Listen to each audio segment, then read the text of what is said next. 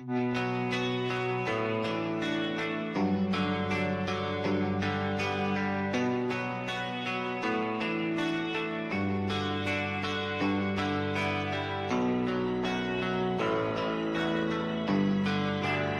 are you feeling? How long have you been here? 3 months, May 17th. And what brought you? That's difficult to answer.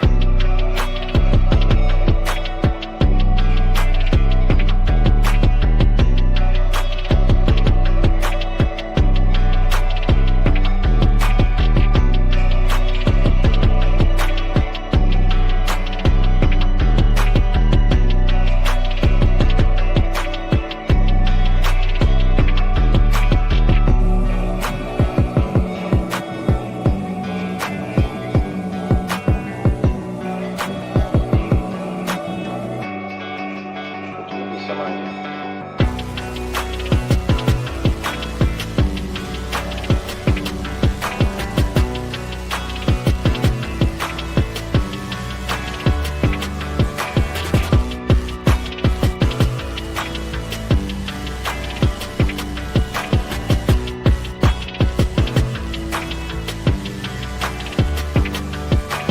I am not completely like other people. What do you mean by that?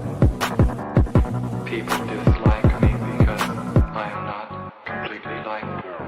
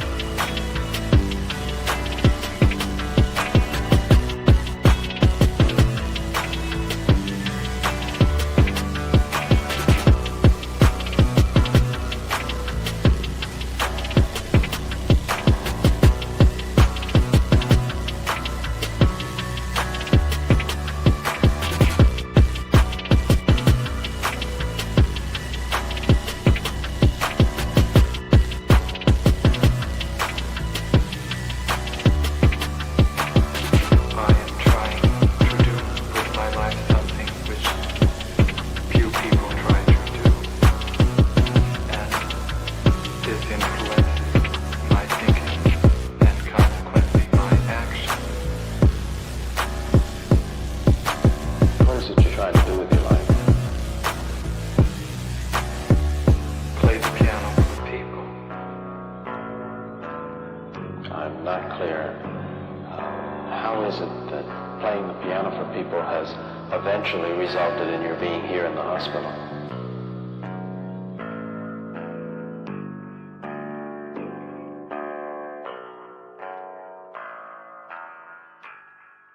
That's difficult to answer.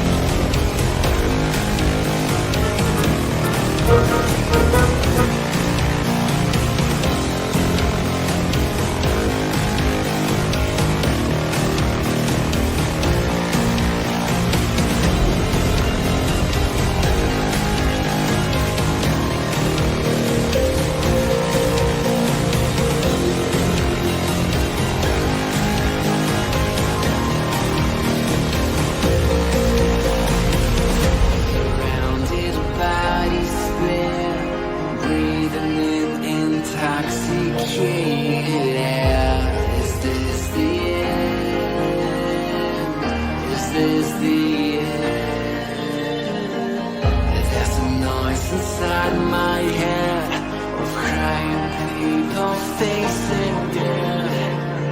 Is this the end? Is this the end? Oh, I'm burning in the stone.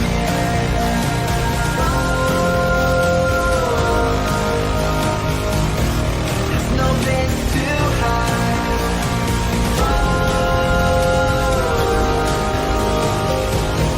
I'm burning in the stone.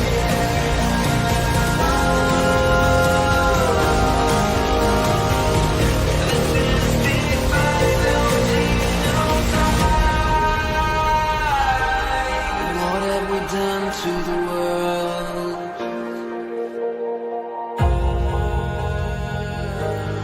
What have we done to the world?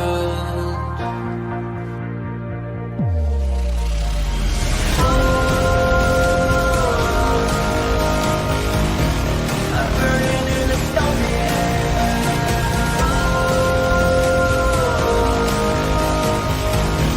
There's no place to hide.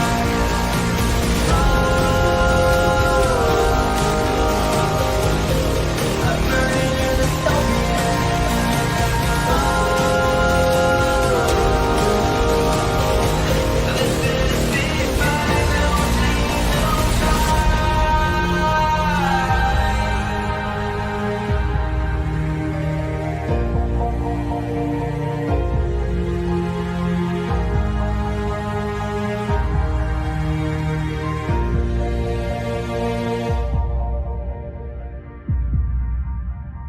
This is the final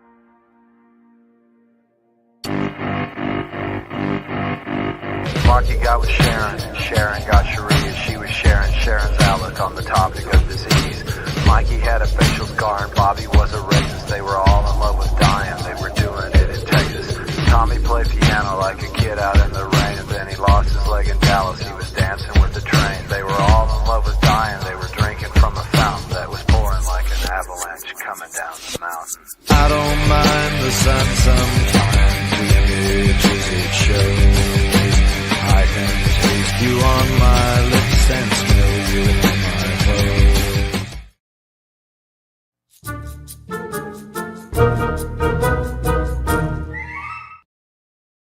I'm reading this book as I fly in to come here.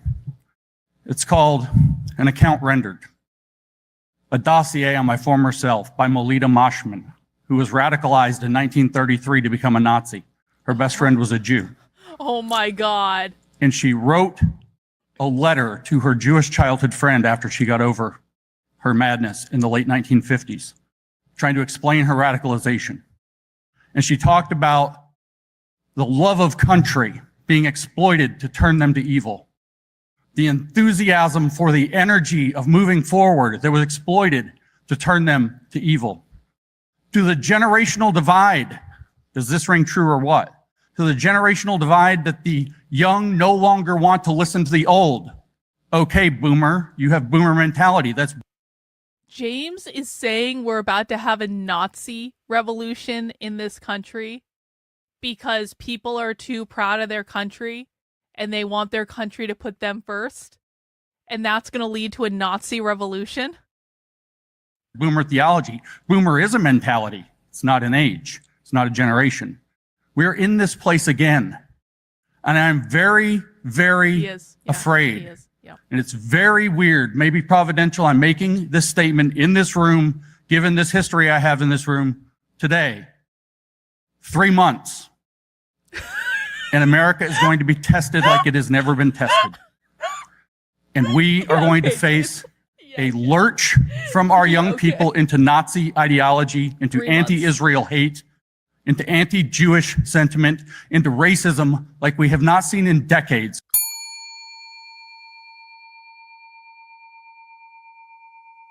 Somebody asked earlier, how close are we to a fascist movement? And I think sometimes when I see this stuff happening, I think we may be closer than we think. I think certainly He agrees with James. We're very close when we see Tom Holman threatening AOC. James I agrees think with if literal they socialists. start arresting people who stand up to them, and particularly prominent figures like AOC and Bernie and people like that, Please do it. I think everything's, all bets are off. Yeah, I mean, to me, the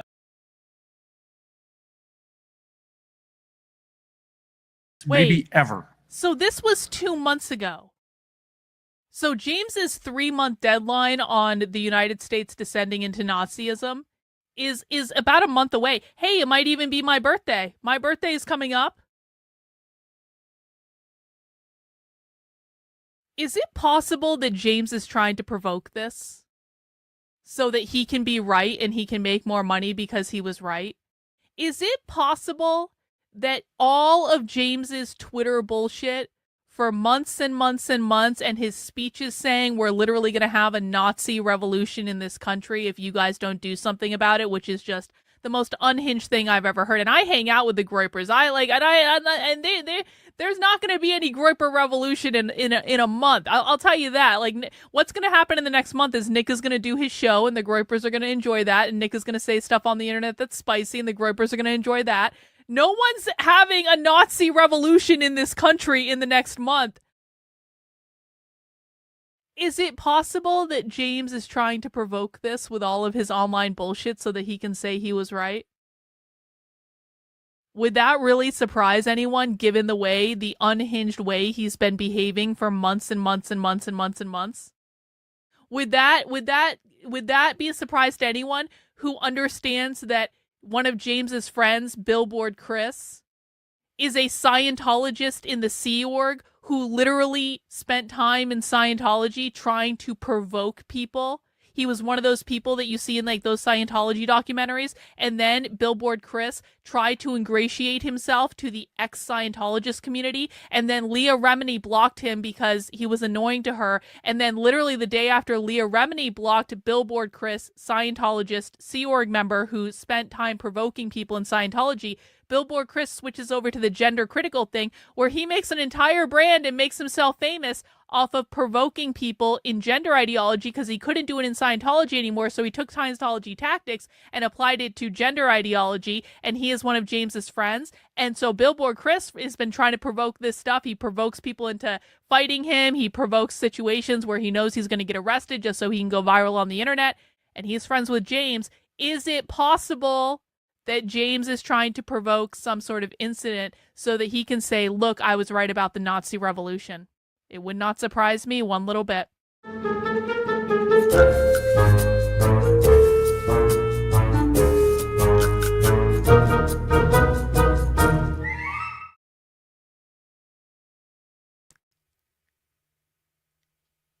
Why am I little? Why am I little, though? Why am I... Hi, now I'm the right side. I've been playing around, so StreamYard's adding some new features, and now I can play videos outside of loading them in StreamYard, which is actually kind of cool. Hey guys, happy Thursday. Welcome to Counter-Revolutionary Book Club Day. Thursdays are now going to be Counter-Revolutionary Book Club Day on the show, unless something else is going on, unless there's like a live thing that we need to do, because I want to get into a routine of spending some time once a week reading the most crazy dystopian leftist documents that you'll find anywhere. I know, Trendlin, I busted out the lipstick. Do you want to know why? Because I found the lipstick. The lipstick went missing for a long time. I used to wear this lipstick quite a bit. And then the lipstick went missing. I couldn't find it. But over the weekend, I did some cleaning and I found the lipstick. And so I decided the lipstick, for one day at least, is going to make a comeback just because I felt like it. Okay, whatever. Where was it hiding? It fell on the floor and went underneath my printer. My printer is right next to me on the floor. And so it shimmied its way under the printer, but I found it. Have I found a home for the Aries candle yet? No, I need to do that. That is a really badass candle. Anyway, guys, welcome to The Cult. The Cult is a show that I stream Monday through Friday at 5 p.m. Eastern Time on YouTube, on X, the platform formerly known as Twitter, and on Rumble, where we talk about all the different aspects of the culture war, whatever I feel like talking about on any given day. But we do spend a lot of time deep diving into the radical revolutionary far left, and that is exactly and precisely what we're going to be doing today for Counter Revolutionary Book Club. Now, if you guys have never done Counter Revolutionary Book Club before, you are in for a treat. What you need to do is you need to head over to my Substack. That is Carlyn, KARLYN.substack.com. It is pinned to the top of the chat on YouTube. It is pinned to the top of the chat on Rumble. And what you need to do when you get there is to go to the book club link right up at the top. And at the very top of that page, you are going to find this document right here. This one right here. The dystopian documents that queer and gender activists are reading. And we are slowly but surely making our way through the most dystopian, far-left, queer Marxist literature, manifestos, communiques, pontifications, whatever they want to call them on any given days. These are the documents that actually influence queer activism and gender activism. These are the documents that influence all the people that look crazy. This is the stuff that they read that no one knows about, that no one talks about, because these are subculture documents. We're not talking about Marx. We're not talking about Derrida. We're not talking about Foucault. We're not talking about Butler. We are talking about documents and books and ideas that are way further left than any of those. Because as you guys know, queer Marxism is a weird mutation of Marxism. It's a mutation that started, I think, around about the 60s, really started picking up steam in the 70s, blew out of nowhere in the 80s. We really started getting a lot of queer activism in the 80s. That's when you started seeing the ACT UP movement, which was the movement to get Ronald Reagan to acknowledge the AIDS epidemic at that time, but also did all sorts of other stuff too. That evolved into Bashback, which is militant queer activism. You might also know this as Antifa because they're basically the same people. All these ideas come from somewhere. And this is a very specific subculture. And subcultures have their own influencers. They have their own leaders that you don't know about unless you are in the subculture. Now, luckily for you guys, I have been accidentally embedded in this subculture for years now. And many of you have been there with me. And so by virtue of being embedded in this subculture, and not even from me, from members of the community, you know, just researching this stuff on their own, we managed to stumble into the things these people actually read. So you're never going to hear about this stuff on conservative media. You're never going to hear about this stuff on Fox News. You're never going to hear about this stuff on Glenn Beck or Mark Levin or the Daily Wire or Steven Crowder or Tim Pool or any of these things. James Lindsay has never talked about this stuff. People who have literally built brands on being experts in queer have no idea about this stuff because they don't actually listen to the left in the real world. All they do is study the philosophy. The philosophy will only get you part way there. If you aren't interacting with the ideas that queer activists are interacting with in the real world, you don't really know what they think. These documents are very overt. They are extraordinarily specific about what they believe. And that is why we are reading them, because if you want to defeat your enemy, you have to know about them. Today we are going to be reading a document I actually analyzed for another podcast last year. If you scroll down a little bit, you are going to find the Gender Accelerationist Manifesto. And I'll just give people a minute with that. John, what did you say? There was a queer Marxist protest on campus. They were saying justice for transgender people and reproductive rights. They also chanted misery loves company. Oh, you should have taken pictures. So today we are going to be reading the Gender Accelerationist Manifesto. I will drop the link in the chat. These are all these documents that we're reading for Counter-Revolutionary Book Club are available in the Anarchist Library, so they are available for free. You can read them on the webpage. You can also download PDFs. This is an insane text. It's a rather new text. This is in 2019. So this is about 5 years old, almost 6 years old now. So it is relatively new. what you're going to be seeing in this text is there's a lot of gender and queer stuff that came a decade before this. So what you're seeing in this text is these are two people, these are two queer activists, queer Marxists, who have been influenced by a decade of text in their subculture leading up to the point where they wrote the Gender Accelerationist Manifesto. Spoiler alert! The goal of this document is to abolish gender, and you're going to see that. That's what this is about. And so that is what we're going to be reading and analyzing today. We might, depending on how much analysis we do, we might break this up into 2 parts. It may only be 1 part. We're going to have to see how it goes. I know the first time I did an analysis of this document, I had an awful lot to say. So we may be breaking this up into 2 parts, but we'll see how it goes. We'll try to power through and get it all done in 1 episode if we can. But if we need to break it up into 2, that'll be all right. So that is what we are reading today, guys. And as a reminder, if you want to support the work I'm doing, the very best way to do it is by heading back over to that Substack. That is Carlyn, KARLYN.substack.com. Signing up as a supporter for $8 a month, $80 a year. You guys allow me the ability to do this with you guys. You guys allow me the ability to spend time streaming, spend time researching, spend time writing, spend time explaining, do all this stuff.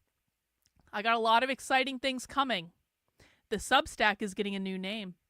Better Discourses is going away. The war with James is over. We won, he lost, so we are now transitioning into something else, and this was always something I was going to do. And I'm really excited about it. And I'm going to tell you guys more about that when it's ready, probably next week, okay? But for right now, just head over there, sign up as a supporter, get access to the supporter Discord, come and join us for movie nights on Sundays and Mondays. We are trying to do the Wizard of Oz again this week for movie night on Sunday. Jennifer was sick last week. We did an impromptu Hell House movie night marathon on Sunday. But we are going to be trying to watch The Wizard of Oz in the supporter Discord on Sunday, so you can head over to the Substack, get signed up as a supporter, and you will get invited to the supporter Discord once you do that. All right, well, let's just jump right into it, because I don't actually really want to spend that much time just pontificating and stuff like that, because we have got a big, long document to read. As a reminder, guys, this is going to be a little bit more of a wonkier day, all right? So if you have questions at any point during this, please feel free to put them in the chat. We will be answering any and all questions.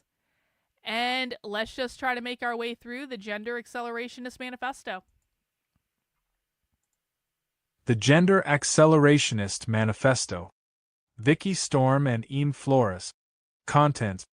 Gender. Its function and origins. We don't need to do all that. We don't need to do the table of contents. Come on.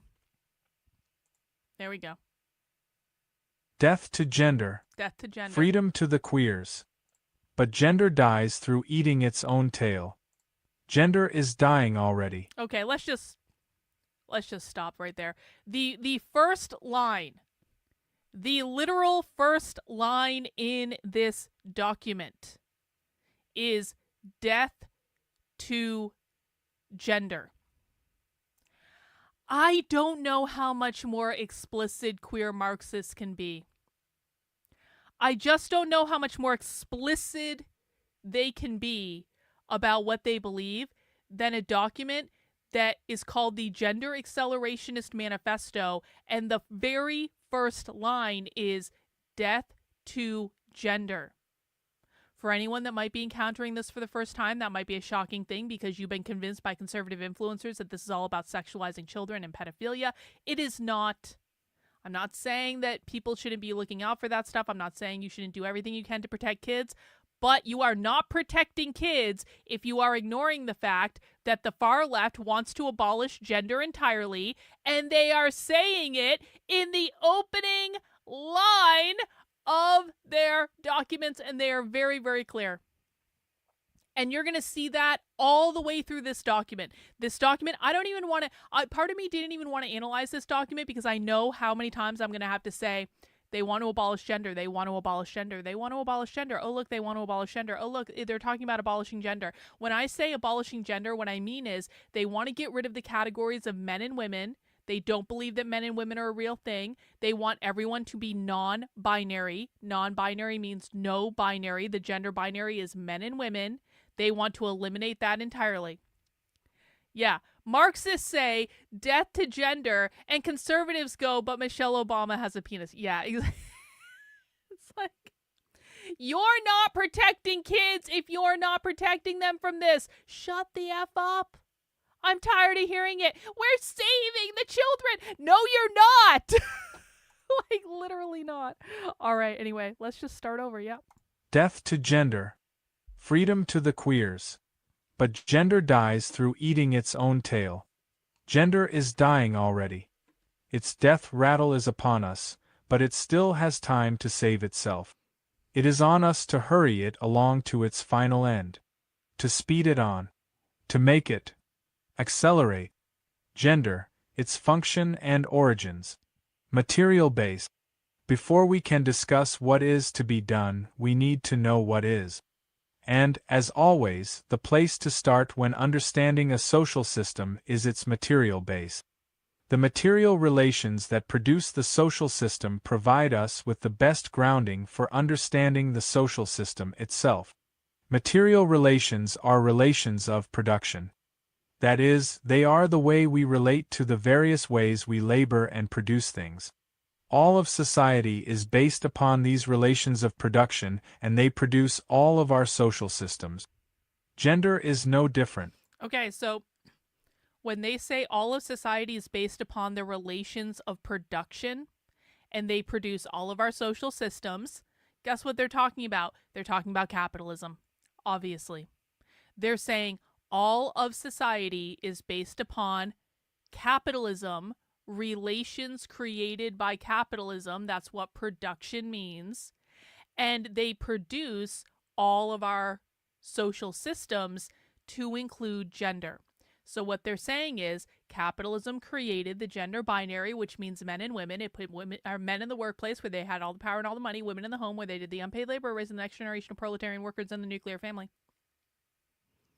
They're saying capitalism created the socially constructed categories of men and women, just like capitalism creates all the different ways in which we relate to each other as human beings. Gender is no different. So where does gender's material base lie? Gender is produced primarily by the division of reproductive labor. Reproductive labor is any... Gender is produced primarily by the division of reproductive labor. So again, what did I say? Men can't have children, so they go into the workplace where they have the jobs and all the power and all the money. Women can have children. Women are oppressed by the ability to, by the necessity of being the bearers of the reproductive labor, because there's no getting out of it unless you have things like abortion, which is why they pursue abortion and all that stuff. So they're saying the ability to reproduce is what created the categories of gender, and because women are forced into the position of needing to be the people who are having the babies that will become the workers later, they are oppressed as a result of the categorizations created by capitalism. Material relations are... So where does gender's material base lie? Gender is produced primarily by the division of reproductive labor. Reproductive labor is any labor that helps to produce the next generation, including sex, birth, childcare, and homemaking, and gender is defined by how this labor is divided up, with the different genders being distinct classes which are expected to perform specific sorts of tasks regarding reproductive labor. The way gender differs between cultures is determined by how these tasks are divvied up between the genders. The particular characteristics that this produces are what is known as the superstructure. So, while gender is produced by this material base, it also involves an amalgamation of various stereotypes, ways of dress, formal speech, etc. in its superstructure which differ how we experience our gender. And this applies to all cultures. The Bugis people of Indonesia, rather than the two genders of our society, have 5 genders in total. Calabai and Kalalai people have biological characteristics that have been gendered as male and female respectively. So this is where they're going into the section, and queer Marxists do this a lot, where they say, non-binary people have existed all throughout history, and that's how we know that the categories of men and women are just social constructs created by capitalism, because look at all these other cultures all throughout history. They all had non-binary people. They all had different genders. If you look back at the Talmud, the Jews have like 7 different genders, something like that. We got these different cultures here that all have different genders. And so they always include stuff like this to try to gaslight people into believing that if you don't want to go along with this, you're just denying history, bro. You're denying history. This stuff all existed. People of all genders have always existed. I don't know what the big deal is that we want to abolish gender, because it's always been like this. It's a gaslighting technique. Calabi and Kalalai people have biological characteristics that have been gendered as male and female respectively, but they adopt the reproductive labor tasks typically assigned to Makanrai and Orowane, which provides them with a different social class. More interestingly, however, are the Bisu, the 5th gender, which fills a role distinct from the other 4. Gender. They fill special ceremonial religious practices, and are said to be a mixture of the 4 other genders. Whereas Makanrai and Calabi take on typically feminine reproductive labor tasks, such as homemaking, and Orowane and Kalalai take on typically masculine ones, such as providing support for their spouse, the Bisu transcend this and engage in their own task.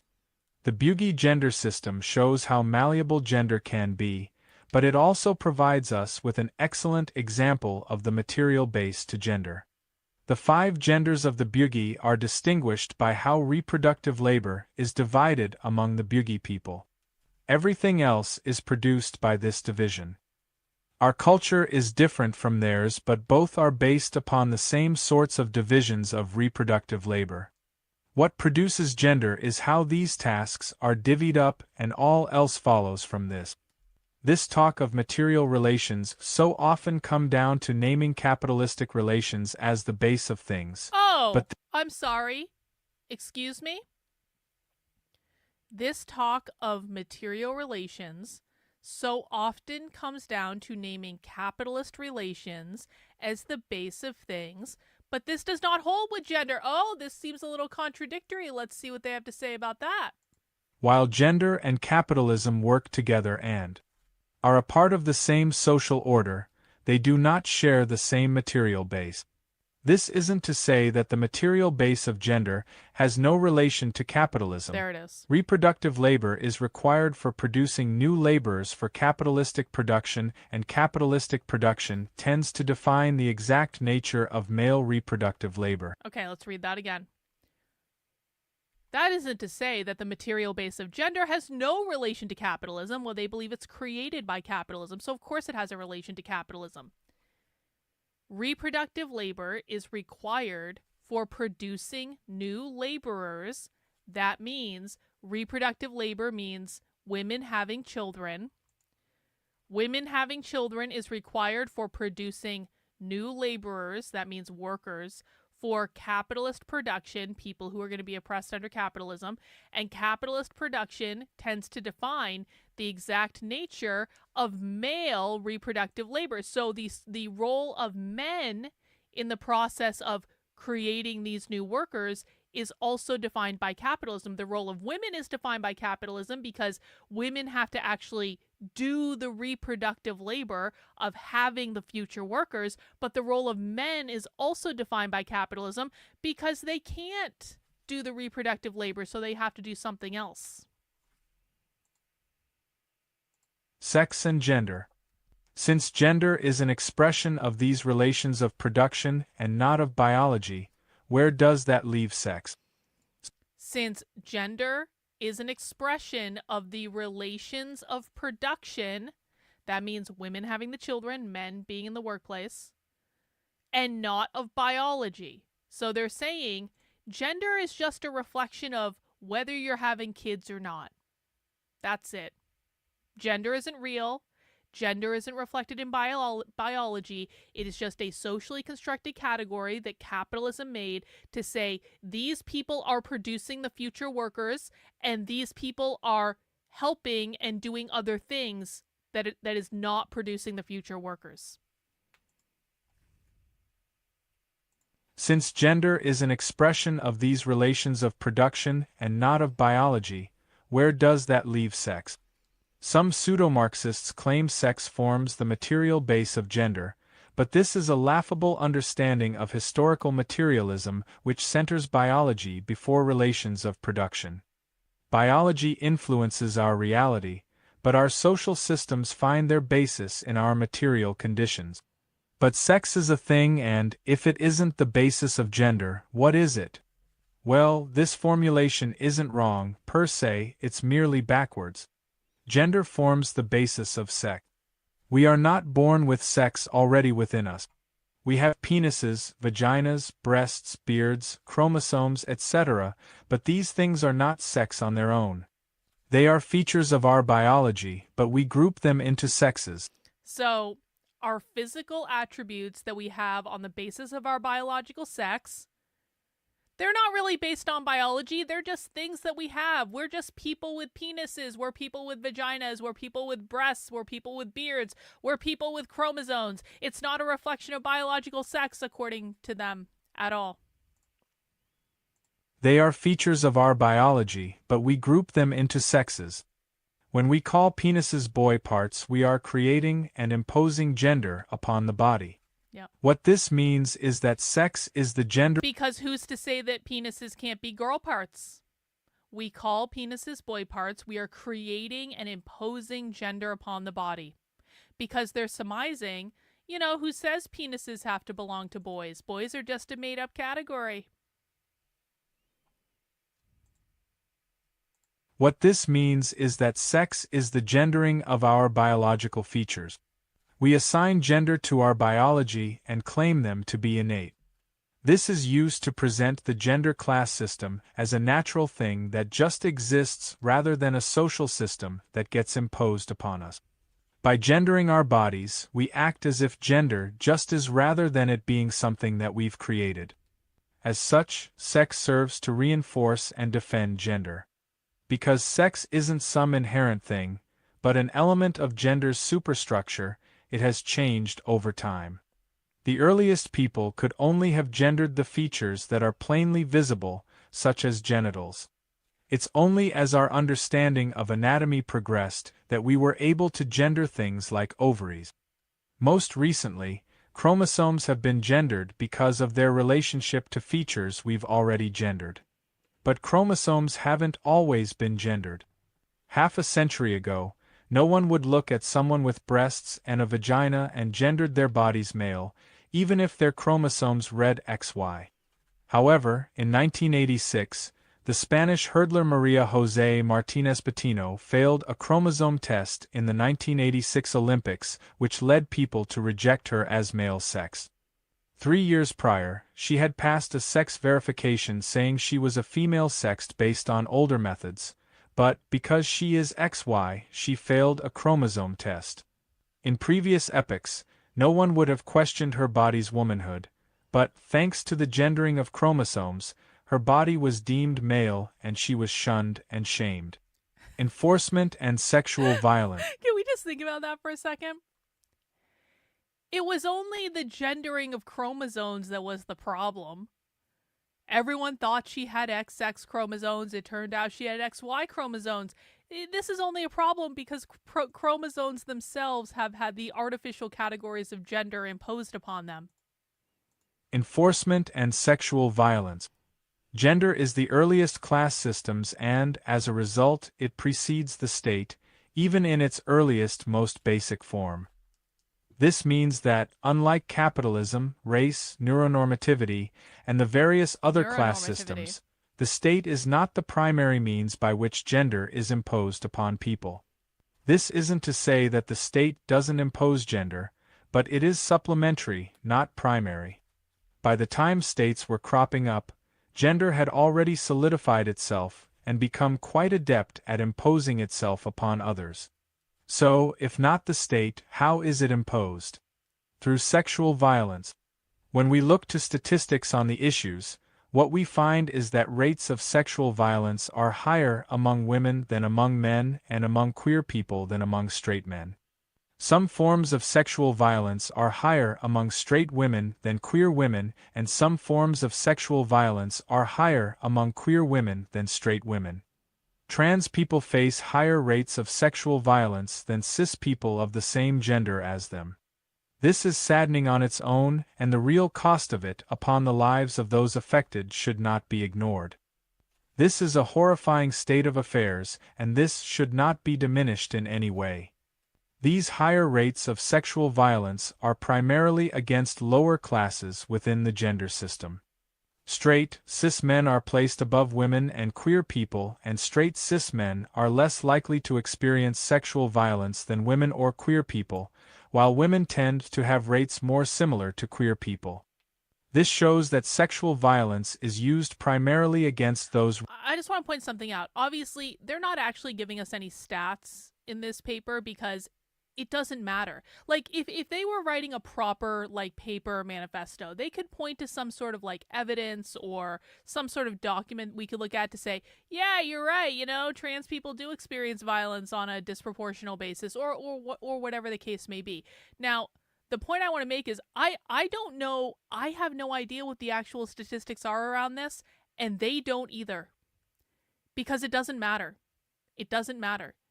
Even if the statistics said something different, these people would still say, this is disproportionately happening to queer people and trans people and women and all of their oppressed categories, because they have to say that, because that has to be the truth. In their worldview, that has to be the reality. Tolkien fan says, they believe it, so it exists and it happens. No, that's not the argument I'm making. The argument that I'm making is that it's real in their world. It's real in their conceptualization of the world. That's not to say it's real in reality. No one is making that argument. I don't know. Neither do you, neither do they.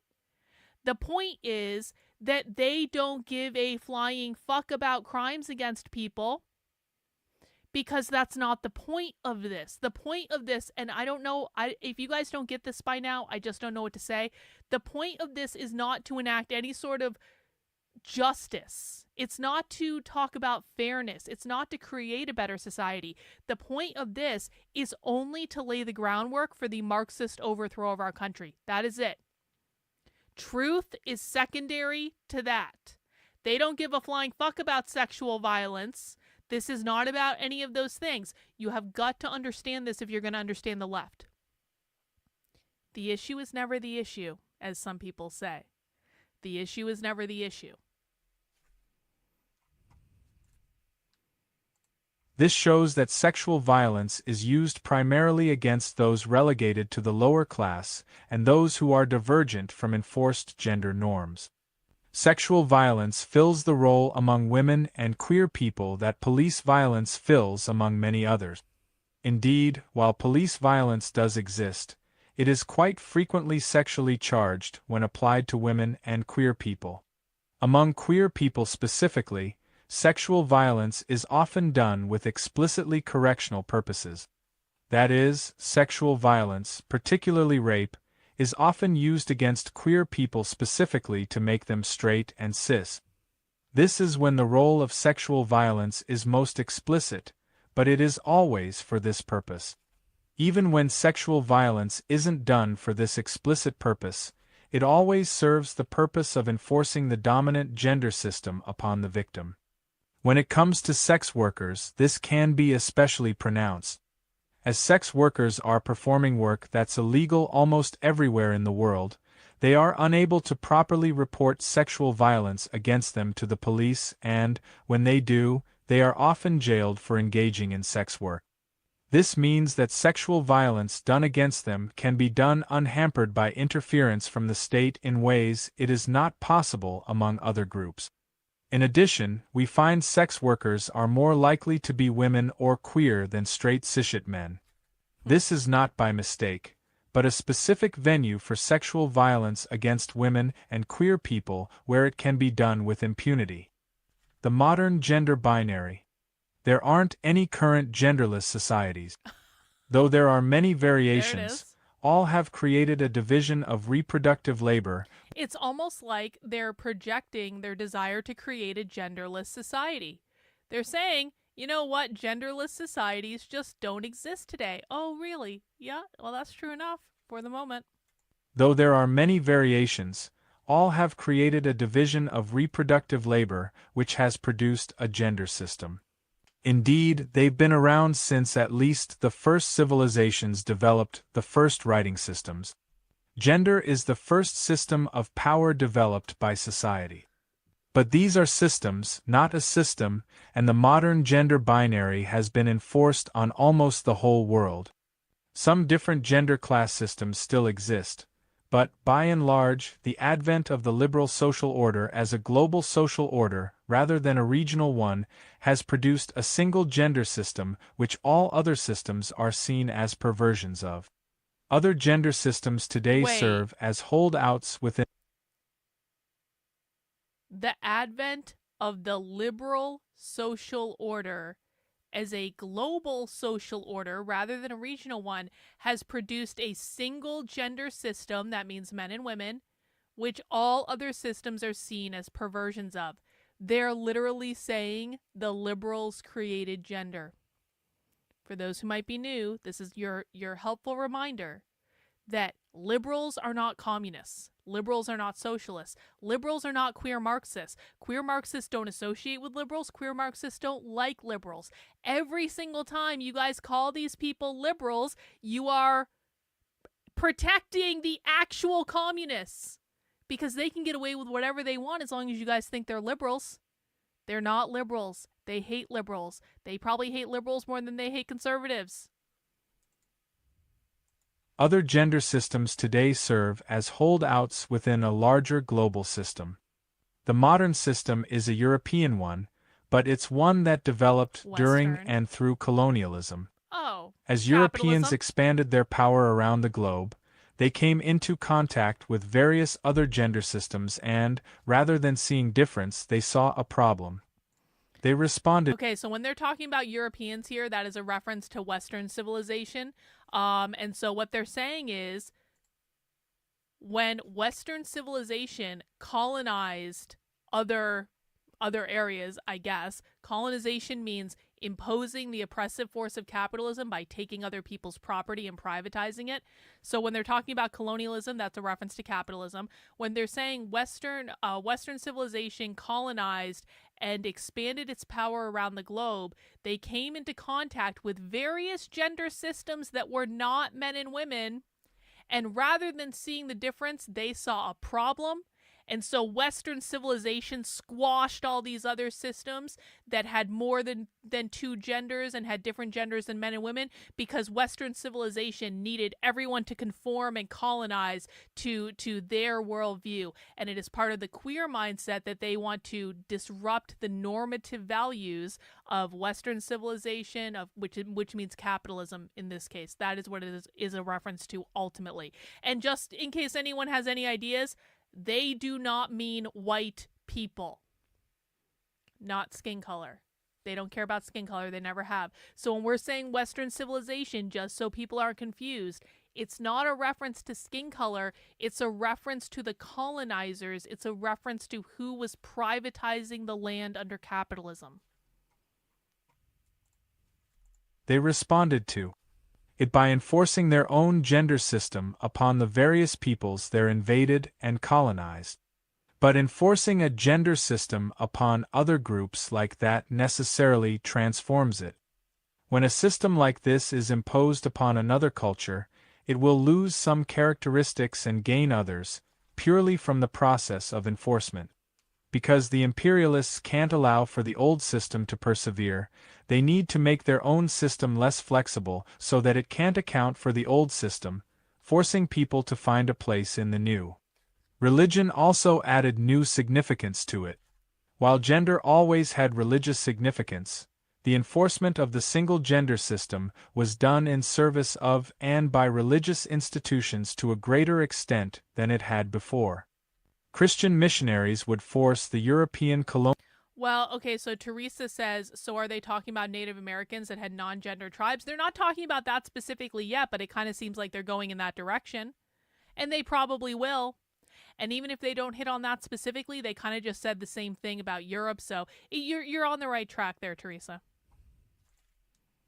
Christian missionaries would force the European colonial gender system wherever they went, and they tied it closely to Christian religion. When they say colonial gender system, they again mean the gender binary. That means men and women. Christian missionaries would force the European colonial gender system wherever they went, and they tied it closely to Christian religious morality. This contributed to the lack of flexibility because it infused gender with religious zeal that had previously not played as large of a part. And this enforcement came at the expense of the people it was enforced upon. Whereas previously, many First Nations peoples had third genders which were accepted within their societies and often held honored positions. So that's exactly what Teresa was talking about right there when Teresa was talking about, are they going to talk about Native Americans? They're talking about the third gender, or what did they just say? Hang on. Where is that? Whereas previously many First Nations people, First Nations mean indigenous people, had third genders where they were accepted within their societies and even held honored positions. This is where the term two-spirit comes from. Yeah, this is indigiqueer. Exactly.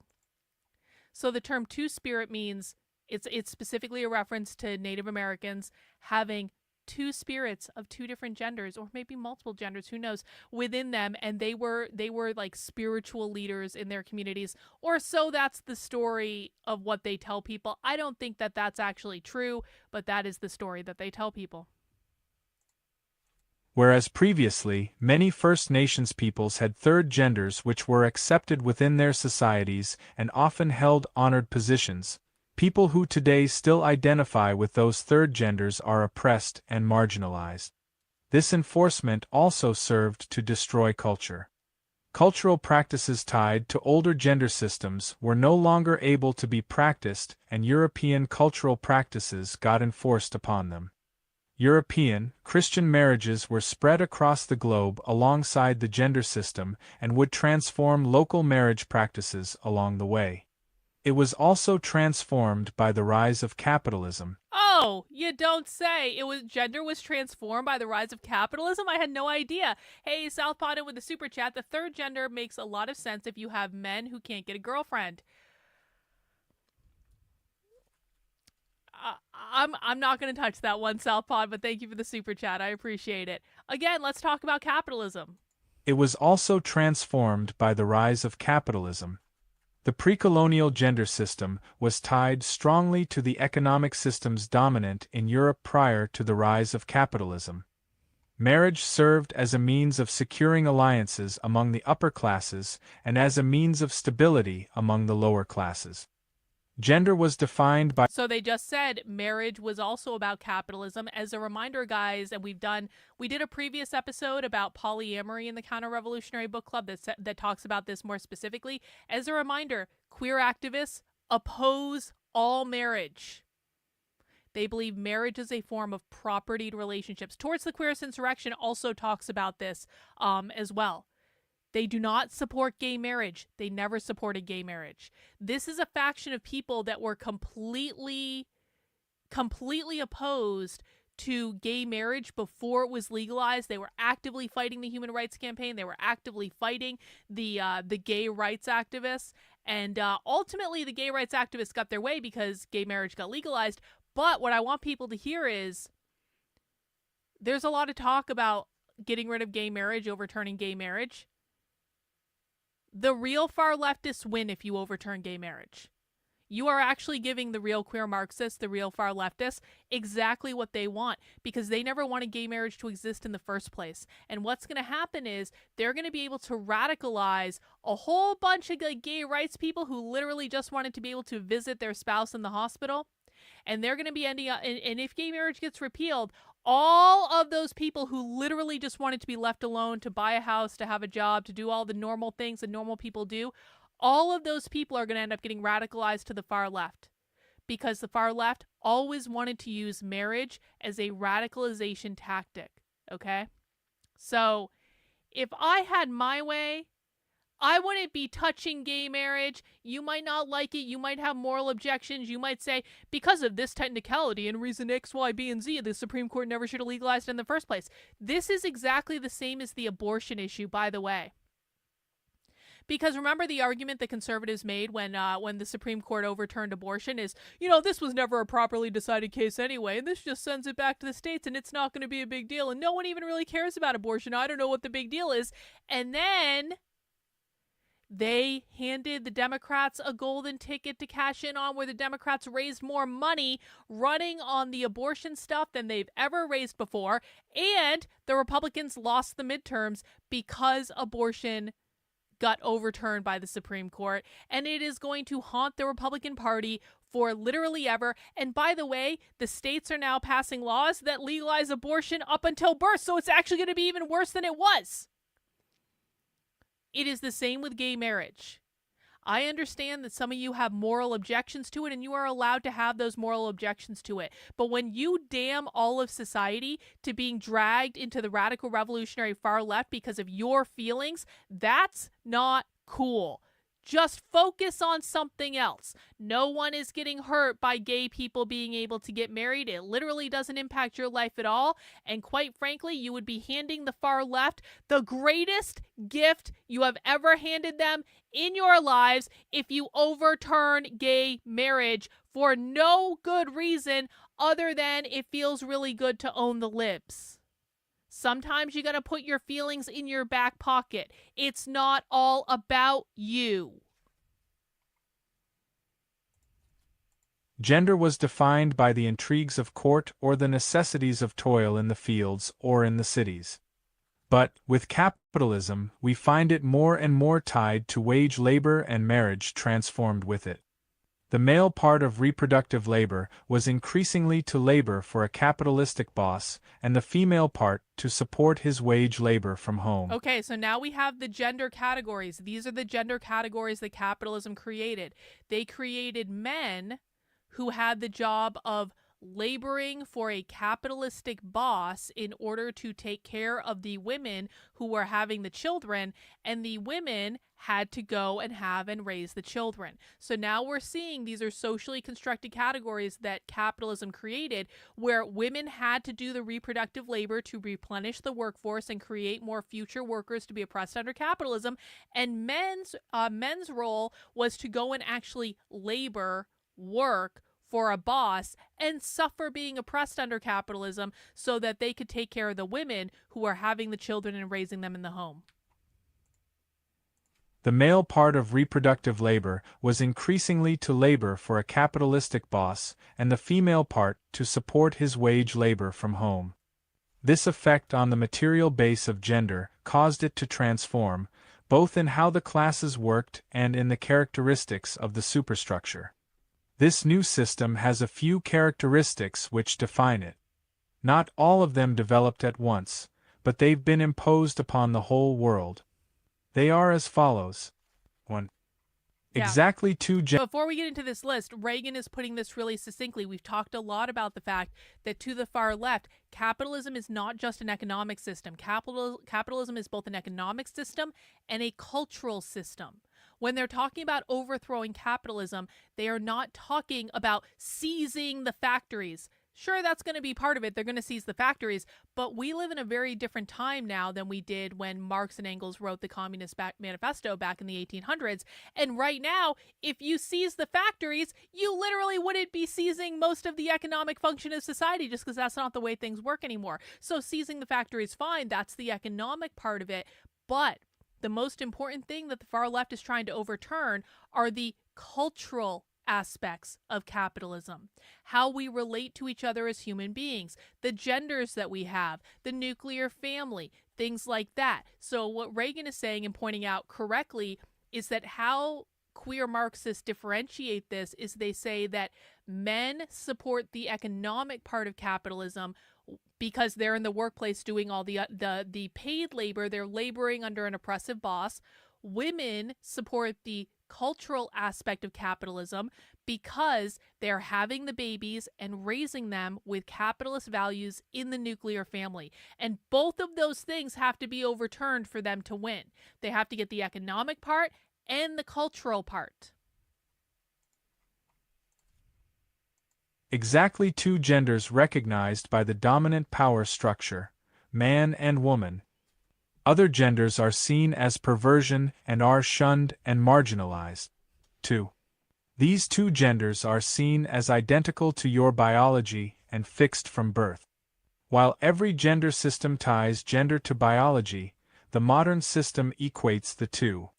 Being a man in this system isn't tied to having a penis, it is having a penis. And this gender is immutable. Being a man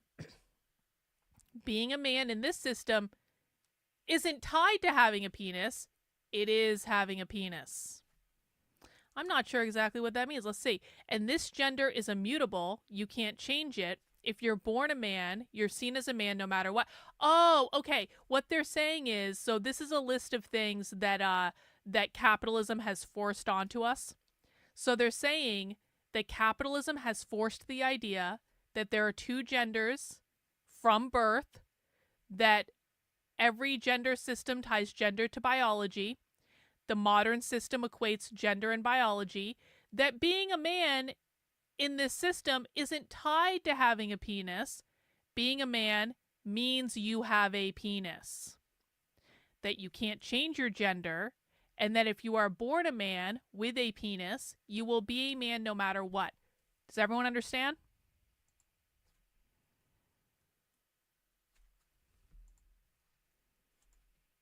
Yes, it's tied to the social construct. Exactly. Let's go back and listen to this whole section again. This new system has a few characteristics which define it. Not all of them developed at once, but they've been imposed upon the whole world. They are as follows. 1. Exactly two genders recognized by the dominant power structure, man and woman. Other genders are seen as perversion and are shunned and marginalized. 2. These two genders are seen as identical to your biology and fixed from birth. While every gender system ties gender to biology, the modern system equates the two. Being a man in this system isn't tied to having a penis, it is having a penis. And this gender is immutable. You can't change it. If you're born as a man, you're seen as a man no matter what. There are no options or alternative. 3. Marriage is an economic contract between a man and a woman. So there it is. They're again saying marriage is a form of capitalism. Marriage is an economic contract between a man and a woman. Marriage is an economic contract between a man and a woman. Men and women are supposed to sign an agreement to be faithful and to stay together, and violation of that is seen as a breach of contract and therefore bad. 4. Marriage is a personal choice done for love rather than a social choice done for necessity. Gone are marriages for alliances or arranged marriages, for the most part. Marriage is only a choice for the two who are getting married. 5. In marriage, the man is expected to make money to support the woman, and the woman is expected to clean up the home, take care of the children, cook, and shop. There it is again. Not all of these characteristics are unique to the modern system, and some of them are improvements on old systems, but they are imposed upon everyone, which destroys individual culture and choice. Patriarchy. As has been referenced previously, gender is a system of class, and is one defined by the domination of manhood over society. This is why another name for the gender class system is patriarchy. Gender as a social system. So there it's saying it explicitly. The other name for the gender class system is patriarchy. This is what they're referring to when they say capitalism created the gender binary of men and women. It put men in the workplace, women in the home. This is the gender hierarchy. This is the oppression hierarchy. Men are in the workplace, they have access to all the power and all the money. Women are in the home and they're doing the unpaid labor of having and raising the kids. That means, in this example, men are the bourgeois class, women are the proletarian class. Men are related to the capitalist, the economic model. Women are related to the oppressed workers, the cultural model. This is the patriarchy, the hierarchy in which men are above women as oppressors. That's what that's called. This is why another name for the gender class system is patriarchy. Gender as a social system is patriarchy, and patriarchy is the social class system of gender. There it is. Within this class system, we find three distinct classes, two accepted and one subversive. First, we have men. When dividing reproductive labor, men are the ones who are tasked with controlling reproductive labor and the fruits of that labor, and with engaging in economic labor to support those who perform primarily reproductive labor. The exception to this is sexual relations where they engage with them directly, but they're expected to be dominant and in control. This serves as the material base for maleness. The superstructure is more expansive. We find men are assigned with taking action, with increasing strength, and with constant competitiveness. Given their control of reproductive labor and domination over women, this is the ruling class within patriarchy. Hang on. Women, on the other... Hang on. Why am I getting an update thing? Okay, let's try this. It's going to reload and hopefully load in the same place, but I don't want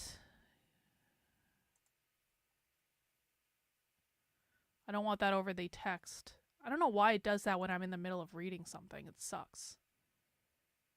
Apologies, guys. We're going back to the patriarchy, the men. The exception to this is sexual relations where they engage with them directly, but they're expected to be dominant and in control. This serves as the material base for... Hang on. Suzanne asks, is there any history they point to as an example of a completely genderless civilization? Suzanne, they just said earlier in the paper that there's never been a genderless society, so they acknowledge that there's never been a genderless society. This serves as the material base for maleness. The superstructure is more expansive. We find men are assigned with taking action, with increasing strength, and with constant competitiveness. Given their control of reproductive labor and domination over women, this is the ruling class within patriarchy. Women, on the other hand, are the ruled. They are tasked with performing most reproductive action, with housekeeping, food preparation for the family, child rearing, and other such tasks. They're also expected to engage in sexual relations, but have the relations controlled by the man. They have their labor controlled and confined by men and have the fruits of that labor commanded by men. This is reflected in the superstructure around them. They're expected to be subservient and passive, to accept that which comes for them, etc. This class dynamic of man over woman is the principal dynamic of patriarchy, but they do not comprise the only two classes.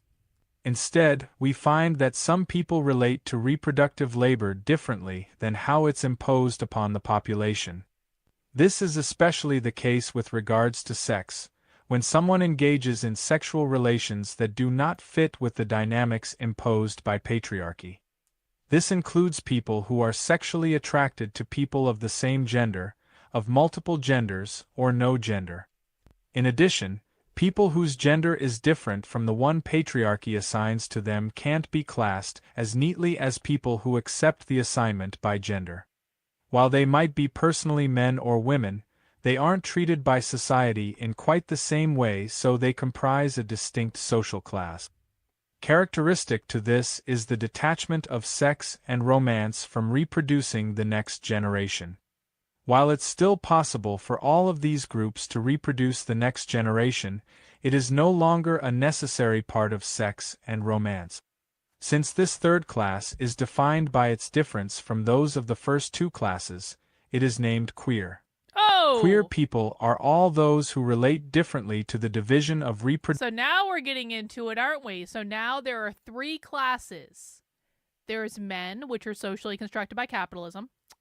There's women, which are also socially constructed by capitalism. And a third category that is neither man nor woman, and that category is queer. And queer is also socially constructed by capitalism, because queer in this case means someone that doesn't fit into the socially constructed categories of men and women. Since this third class is defined by its difference from those of the first two classes, it is named queer. There it is. Queer people are all those who relate differently to the division of reproductive labor assigned to them by patriarchy. Because of the different relations, That's a really explicit definition. Queer people are all those who relate differently to the division of reproductive labor assigned to them by patriarchy. So again, the categories are all based around who is having the children. Queer people, in this case, presumably are having a lot of sex without intending to procreate, or they're doing it in a different way, et cetera, et cetera. And so they are relating differently they're relating outside of the system of reproductive labor because they're not intending to engage in reproductive labor. because of the different relations, queer people are inherently subversive to the class system as a whole and constitute the revolutionary class under patriarchy. That means anti-normative. This queerness is a particular characteristic of the modern gender system. Other gender systems do not have the same class system and, thus, have different categories for people. Indeed, in places where older gender systems have been maintained, it isn't accurate to default to talking about queerness. Many people who identify with genders from older gender systems are queer by virtue of the modern gender system being imposed upon them, but many of them aren't because of the complexities of being in communities with those genders. Saying yes to gender. Class, class, class. We are dominated and controlled. Sorted and divided. But where do we factor into all this? People see class like this as merely imposed, but that fails to account for the ways we actually interact with it. It isn't simply imposed upon us. We are active participants within it, we perform it. Here we can listen to the analysis of Judith Butler. Performative acts, that is all the little actions you take which construct an identity, are key to understanding how gender functions on an individual level. We find these in the most basic things. Do you guys know how Judith Butler, in that talk we watched, one of the talks she gave, I think it was the New College of Florida one, Judith Butler was like, I've never read anything that says they want to abolish gender. People just don't talk like that. I don't know what you're talking about. My ideas have never contributed to any notion that they want to abolish gender. That's just conservative nonsense. They're making up gender ideology. They invented gender ideology. It doesn't even exist. Conservatives are anti-gender. They have this crazy idea that we think gender doesn't exist. And oh wait, hang on, hello. We are listening to Judith Butler be quoted in the Gender Accelerationist Manifesto, which is a document that explicitly states death to gender in its first line and is all about getting rid of gender. And they were obviously inspired by Judith Butler because she's quoted in the damn paper. Here we can listen to the analysis of Judith Butler. Performative acts, that is all the little actions you take which construct an identity, are key to understanding how gender functions on an individual level. We find these in the most basic things we do and say. I am a woman. No, I can't play with that. It's a boy toy. Boys will be boys. These acts produce an identity, both within ourselves and within others. You identify as a woman or a man and identify others as men or women by engaging in these acts. Look what's coming up. This is hardly done freely. Communism. The violence of the system is inherent and systemic. We perform these acts surrounded by the violence of gender. But we still perform them. Gender isn't content with forcing itself upon us. Instead, it forces us to say yes to it. This serves as a method of control and reproduction. Gender isn't inherent, but it spreads by assigning us to a class and forcing us to say yes to that class. Yes, I am a man. It is who I am and who I always have been. I cannot escape it or deny it. I am a man. This is nothing but a lie we are forced to repeat. But by repeating it enough, we come to believe it. Gender becomes natural, inescapable. So the only reason that men believe that they are men is they have been told their entire lives that they're men, and everyone has repeated this lie, and they have to go in the men's room and the men's locker room, and the men's club or whatever it is, the man cave, whatever it is.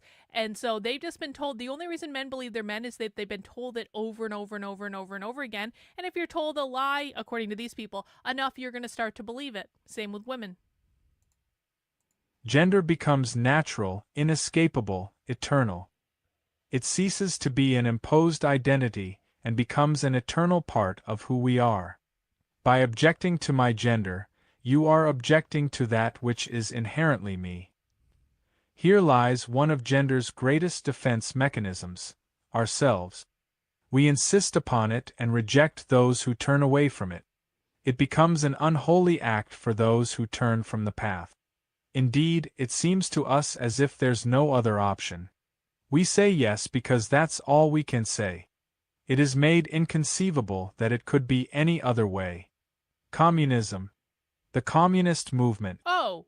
But now we must speak of communism to understand how gender relates to the rest of society. It's a little on the nose, isn't it? In case you weren't already convinced that queer Marxists are literally communists. But now we must speak of communism to understand how gender relates to the rest of society. And for that, we must know what communism is. But now we must speak of communism to understand how gender relates to the rest of society.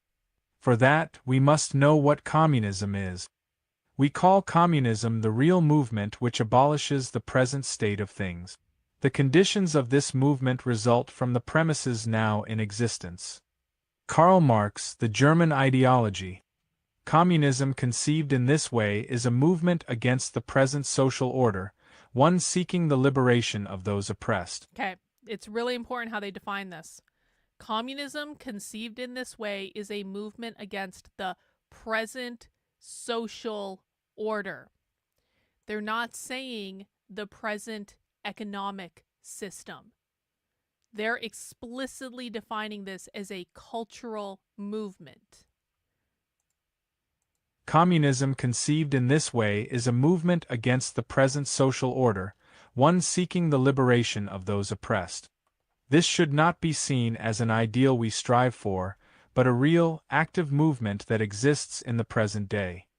We don't find communism in plans for the future, but, rather, in a worker sabotaging his workplace, a wife who escapes from her abusive husband with her children, Naxalites engaging in guerrilla warfare against the Indian government, rioters rejecting the police to loot and burn their cities, etc. Within the communist movement we find all the important work being done in the present day. The communist movement isn't about some far-off ideal, but the immediate communism it produces. It's an active revolt against the present state of things which is communizing society immediately, not some theorists in a university considering the world from his armchair. It simply states the present state of things must go, and then takes action to make it so. But this state of things should not and cannot be conceived of as only one system of class or one element of the society we live in. The present state of things is not capitalism or gender or race or the state. Rather, it is the totality of liberal society, and every system contained therein. The totality. It is the totality of liberal society, by the way. Again, queer Marxists proving they hate liberals more than they hate conservatives, but that's not the word that caught my attention. It is the totality. Where does that word sound familiar from? For people who just listened to the last 4 episodes of the Counter-Revolutionary Book Club. The present state of things is not capitalism or gender or race or the state. It is the totality. What does that sound like to you? Looking for answers in the chat. I really hope someone gets this. I'm going to be really upset if no one gets this. What does that sound like to you? The totality.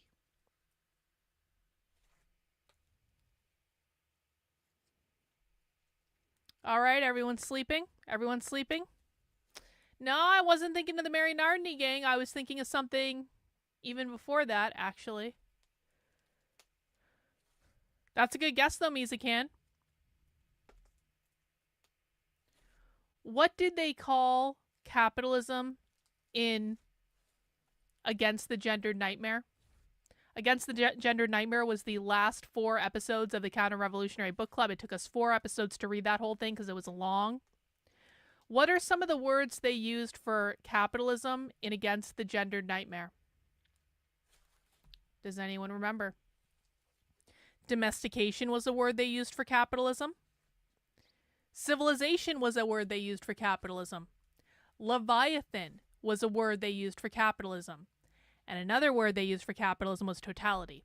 The point I'm making is that the people who wrote the Gender Accelerationist Manifesto absolutely, unequivocally, no doubt about it, read Against the Gendered Nightmare, which I believe Against the Gendered Nightmare came out in 2014. So Against the Gendered Nightmare came out 5 years before the Gender Accelerationist Manifesto, and I promise you the people who read the Gender Accelerationist Manifesto were deeply familiar with Against the Gendered Nightmare. This is how subcultures work, is these documents get created, people read them because it's like the hot thing that's like blowing their hair back and they're really getting off on it and they're doing all these like intellectual things and this is just what communists do and they really just love this stuff, and the more extreme the better, the more radicalized the better, and then they build on each other and they start to extrapolate out everyone's crazy ideas. So Against the Gender Nightmare inspired this document. I'm 100% sure of it. And by the way, what it means when they're saying totality in this sense is they're saying, this might be confusing for people, the present state of things is not capitalism or gender or race or state. And you're saying, well, Carlin, they're saying it's not capitalism. No, what they're saying is the present state of things is capitalism and gender and race and the state. The present state of things is everything. It is the totality. It is everything in our society. This is why they say they want to abolish everything, or as they did in Against the Gender Nightmare, abolish civilization literally.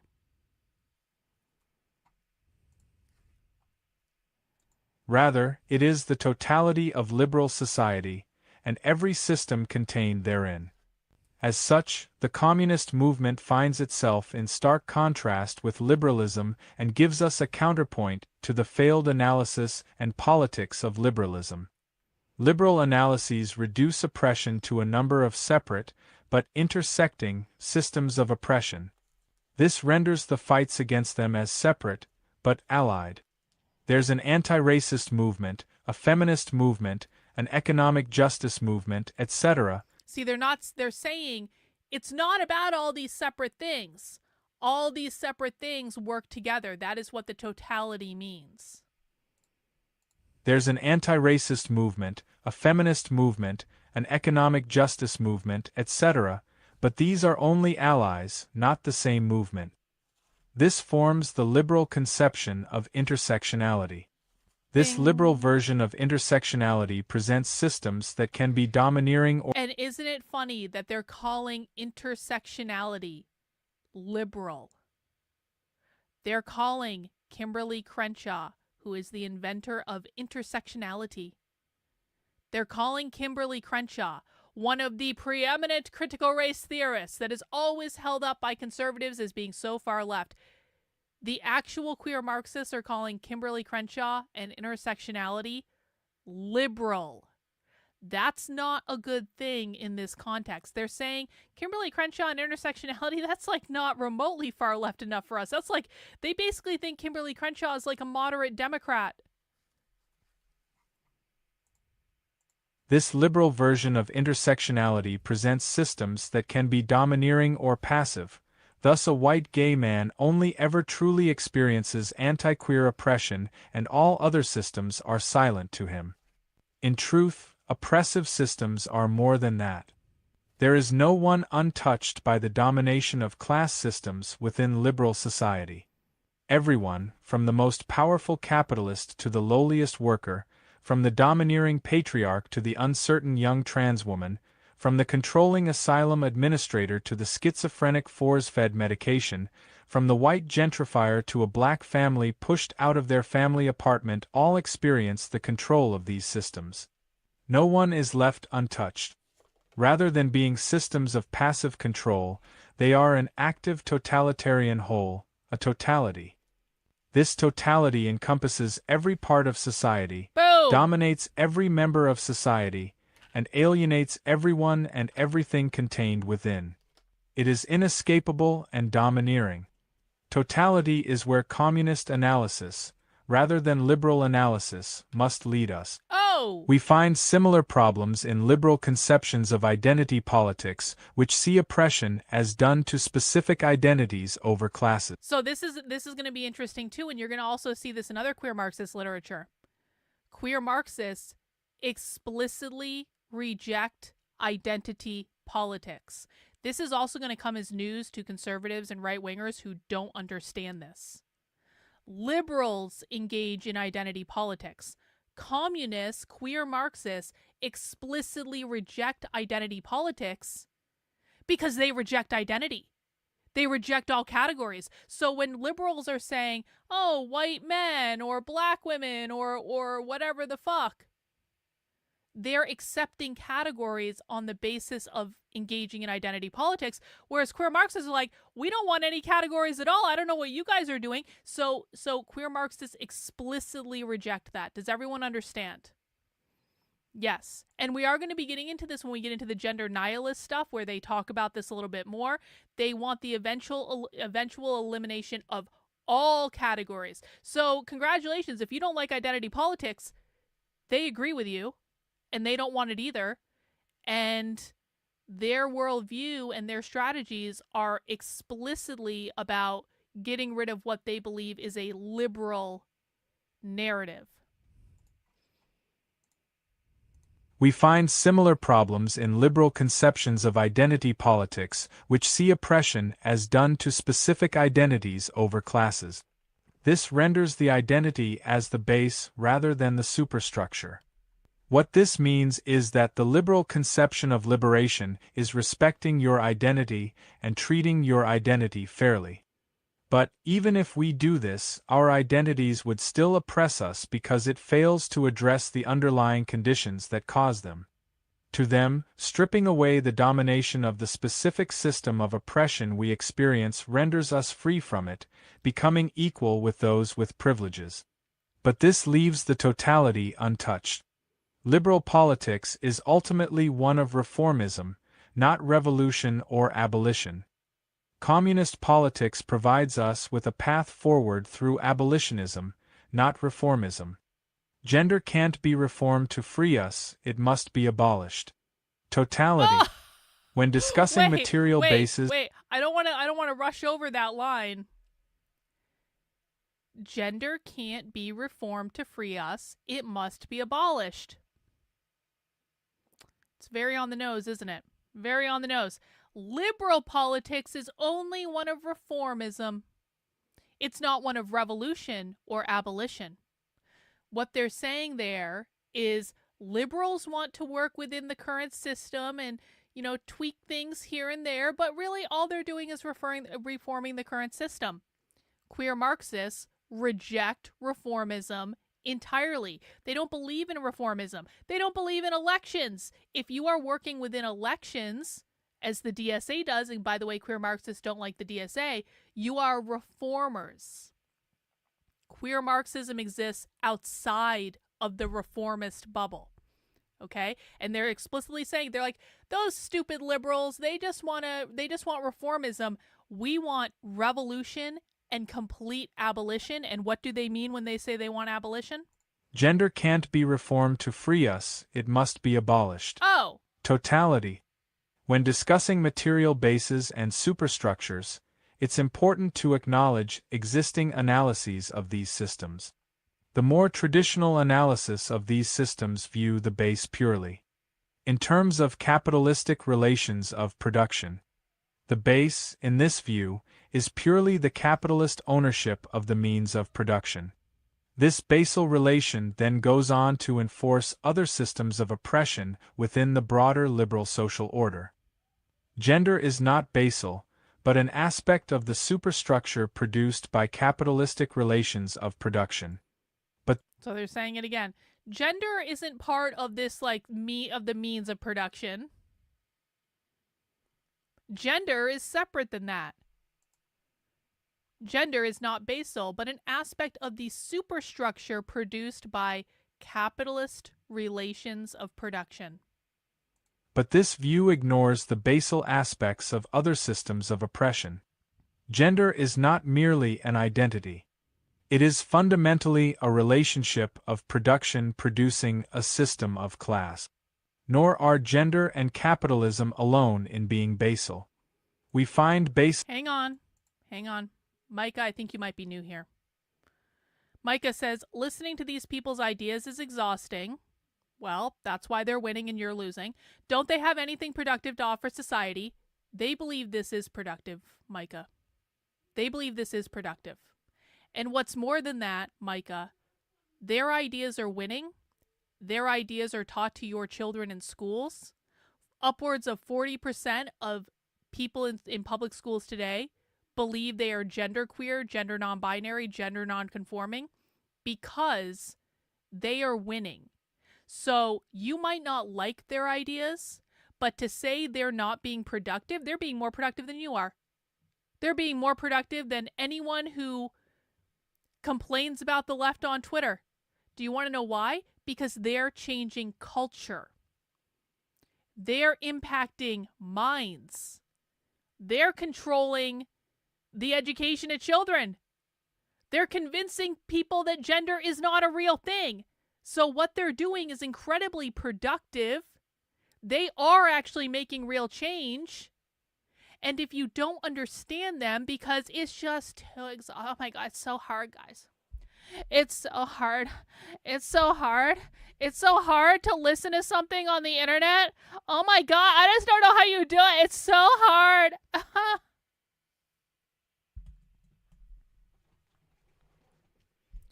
The reason that these people are winning and that you are losing and that your children are learning from these people in schools is because you think it's hard to listen to a document online and figure out what they actually believe. I do this 6 days a week, bro. It does not win points with me to come into my chat and say, oh my God, this is just so hard. You have a screen reader reading a document to you.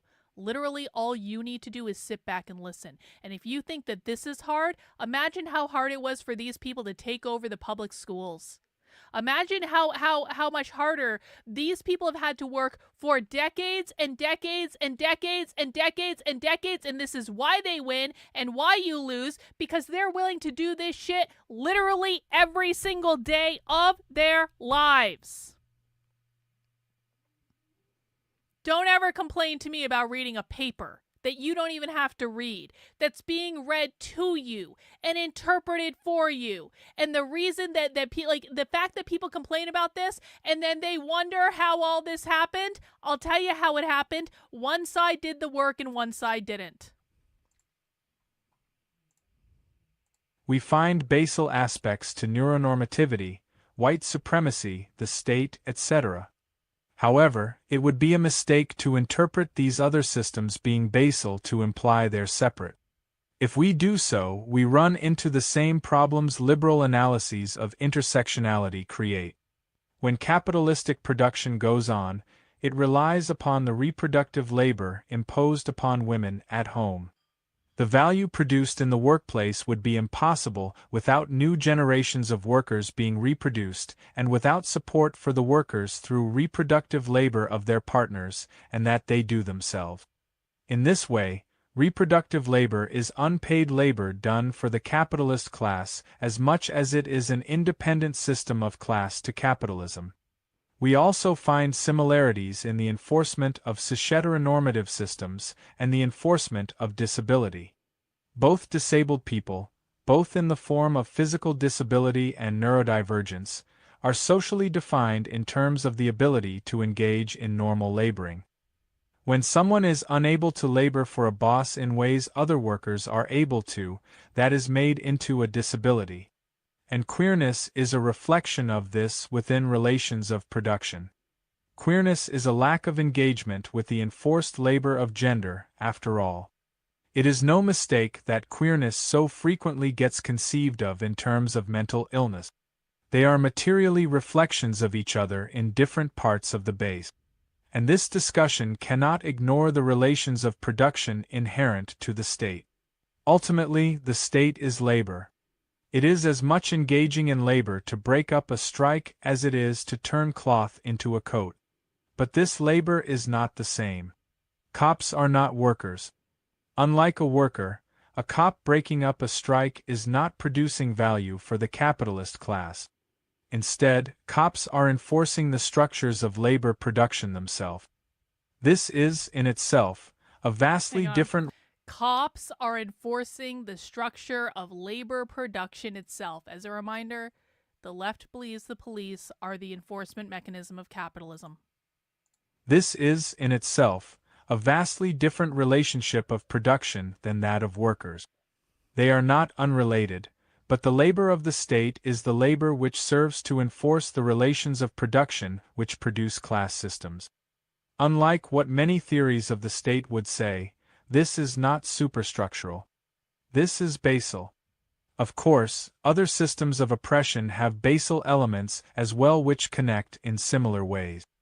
A full overview of all the ways all the systems of oppression interact is outside of the scope of this writing, but cannot be forgotten.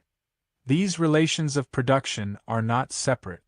They might be functioning in different ways, but they form a singular basal system. Oppression is not a variety of interacting systems, but a singular totalizing base, a totality. This totalizing base creates the space for a communist conception of intersectionality which abandons the mistakes of the liberal analysis without abandoning the inherent connection between different forms of oppression. The totalizing nature of the base means you can't change aspects of the base without addressing the base as a whole. Indeed, we find that as we moved from previous social orders to the present liberal social order, gender transformed to match the new sort of society that was produced. This was because reproductive labor is intertwined with all other material relations. Changing the relations of production for economic activity necessarily changes the division of reproductive labor. The base functions organically as a singular system. There is one base, one system. This is what it means for a society to be a totality. Again, there's that word, totality. All of society is a totality. Everything that happens in society is the totality. That's what they mean. Next up, gender communism. Guys, if you're enjoying this, please feel free to mount the like button for me. As a reminder, you are listening to the Counter-Revolutionary Book Club. You can find the Counter-Revolutionary Book Club podcast on my Substack, Carlyn, KARLYN.substack.com. You can also find it on Apple Podcasts and Spotify, and we do live recordings every Thursday at 5 p.m. on my YouTube, Rumble, and X channels. Gender communism. At its most basic, gender accelerationism is using gender's own process of decay to destroy the gender class system. It's class abolitionism applied to gender, the revolutionary overhaul of society to do away with gender itself. At its most basic, gender accelerationism means ... class abolitionism applied to gender, or the revolutionary overhaul of society to do away with gender itself. The goal is to abolish the socially constructed categories of men and women. It's class abolitionism applied to gender, the revolutionary overhaul of society to do away with gender itself. This cannot be done separate of the abolition of the whole of present society. Totality demands we view it as the same system as other systems of oppression. As such, we cannot engage in gender abolition without abolishing all forms of class. To do away with gender, so too must go capitalism, race, neuronormativity, and the state. I'm sorry, what? In order to abolish gender, we must also get rid of capitalism, race, neuronormativity, that's a reference to disability justice, and the state, which they believe is the capitalist state. And so again, they're talking about abolishing the totality all of society. That is what they mean when they say the revolutionary overhaul of society. Again, To do away with gender, so too must go capitalism, race, neuronormativity, and the state. These things are one system. They form a single liberal social order which cannot be allowed to continue. Our object is not just an end to one part, but an end to class society itself. This is the process of the communist movement. As such, gender accelerationism is gender communism, and since gender acceleration is the path to abolishing gender, gender communism is gender accelerationism. Gender identity under communism. Many people fear that, through the abolition of gender, our own gender identities will be taken from us. That, in abolishing gender, we will force you to stop identifying with your gender, however much you might enjoy that identity. In many cases like this, it's elucidative to make an analogy. For this, let's talk about bakers. When someone engages with the capitalist system by baking, they tend to form an identity around this baking. That is, having a career in which you bake creates the identity of baker. Similarly, when you engage with reproductive labor in particular ways, you create particular gender identities, both in the ways you conform with the gender that has been given to you and in the ways in which you reject the gender that has been given to you. In both cases, an element of the base is creating within you an identity, which is to say, your identity stemming from your social position is superstructural. So will we force people to stop identifying with being a baker or being a woman? The short answer is, no, we're concerned with changing the base and allowing the superstructure to land where it may, but a more extensive examination is in order. okay, so I just want to stop here. Because people have asked me this when I say the goal of queer Marxism is to abolish gender entirely. They want a genderless society. They want a society filled with they, them, non-binary people. And they say, well, are they going to outlaw people from identifying as a man or a woman? No, they're not saying that. What they're saying is that essentially, and I think they're going to elaborate on this, what they believe is if we get rid of capitalism, which is the system that created gender, then just naturally people will stop identifying with the capitalist created social constructs of men and women. So they're not trying to enforce anything. This isn't how socialists roll. What they're trying to do, and this is specific to kids in school, is in convincing kids that non-binary is a thing and convincing kids that genderqueer exists. This is why conservatives were so off base with trying to get all those books out of school. Because quite frankly, it doesn't effing matter if the book genderqueer is in school or not. Because regardless of whether or not the actual physical book is in school, kids are still learning these ideas from their teacher. Kids don't even need to read the book Genderqueer to understand the concept of what genderqueer is, to understand the concept of what non-binary is. They all know someone that identifies as a they, them. I promise you. So by virtue of planting that seed, gender is not real. Non-binary is a thing. There's more genders than men and women. You can change your gender as easy as changing an outfit. By planting that seed and convincing kids when they're young that these are not real things, what they're trying to do is just make the idea of this binary gender die off.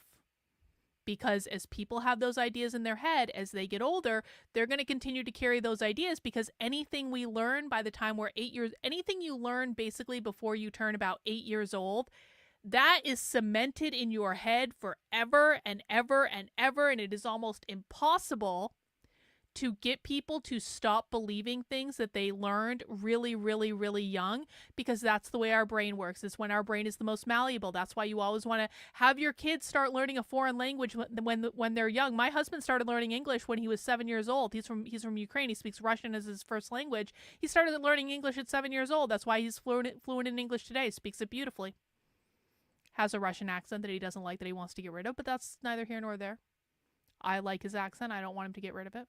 Anyway, the point is that if you teach people that gender isn't real and you repeat it over and over and over and over and over again, and this is all they know, they will grow up with the idea that gender is not real. And if you do this enough, it will just naturally die away. And then when you abolish the capitalist system that is enforcing gender on top of that, which is what their ultimate goal is, it's just all going to fall away and people are naturally just going to stop being men and women. That's what they believe. What happens to my identity as a baker once the capitalist system of careers which produced that identity is abolished? See? This is much more interesting of a question, anyway. Without the enforcement of labor characterized by capitalism, no longer is someone who bakes bread forced into staying within that career. This abandonment of the basal causes of the identity leaves the identity unfixed.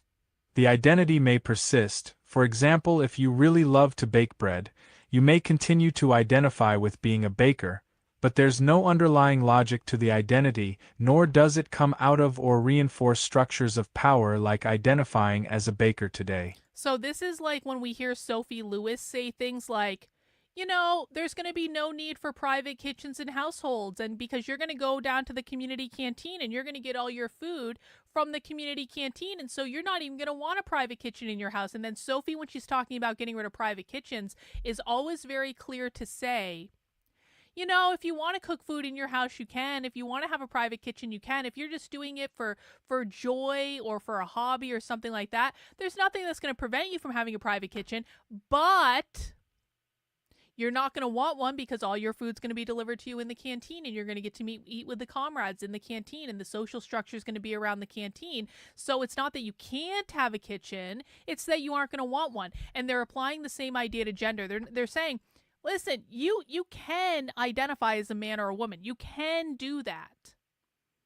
But in our future world where we've abolished capitalism and you no longer have these socially constructed roles that you have to conform to, are you going to want to do that?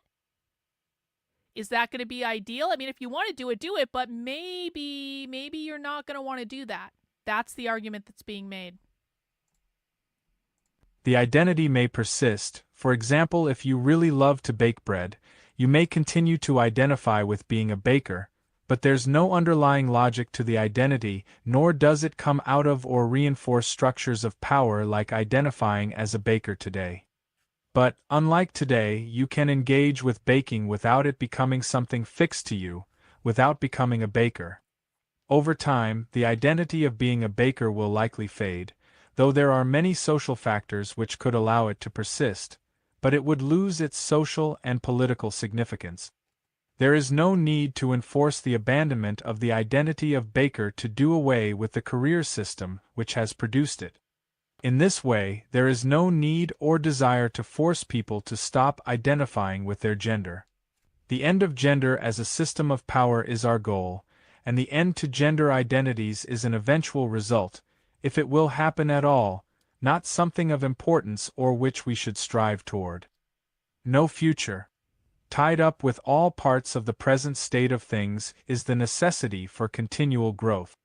States and white supremacy push forever outward, and often inward, through imperialistic and colonial expansion. Capitalism seeks the infinite expansion of capital. And gender? The ultimate purpose it serves is the continuous expansion of people. The reproductive labor it's based around all serves unending population growth. This unsustainable growth is characteristic of the present state of things and connects all the systems of oppression within it.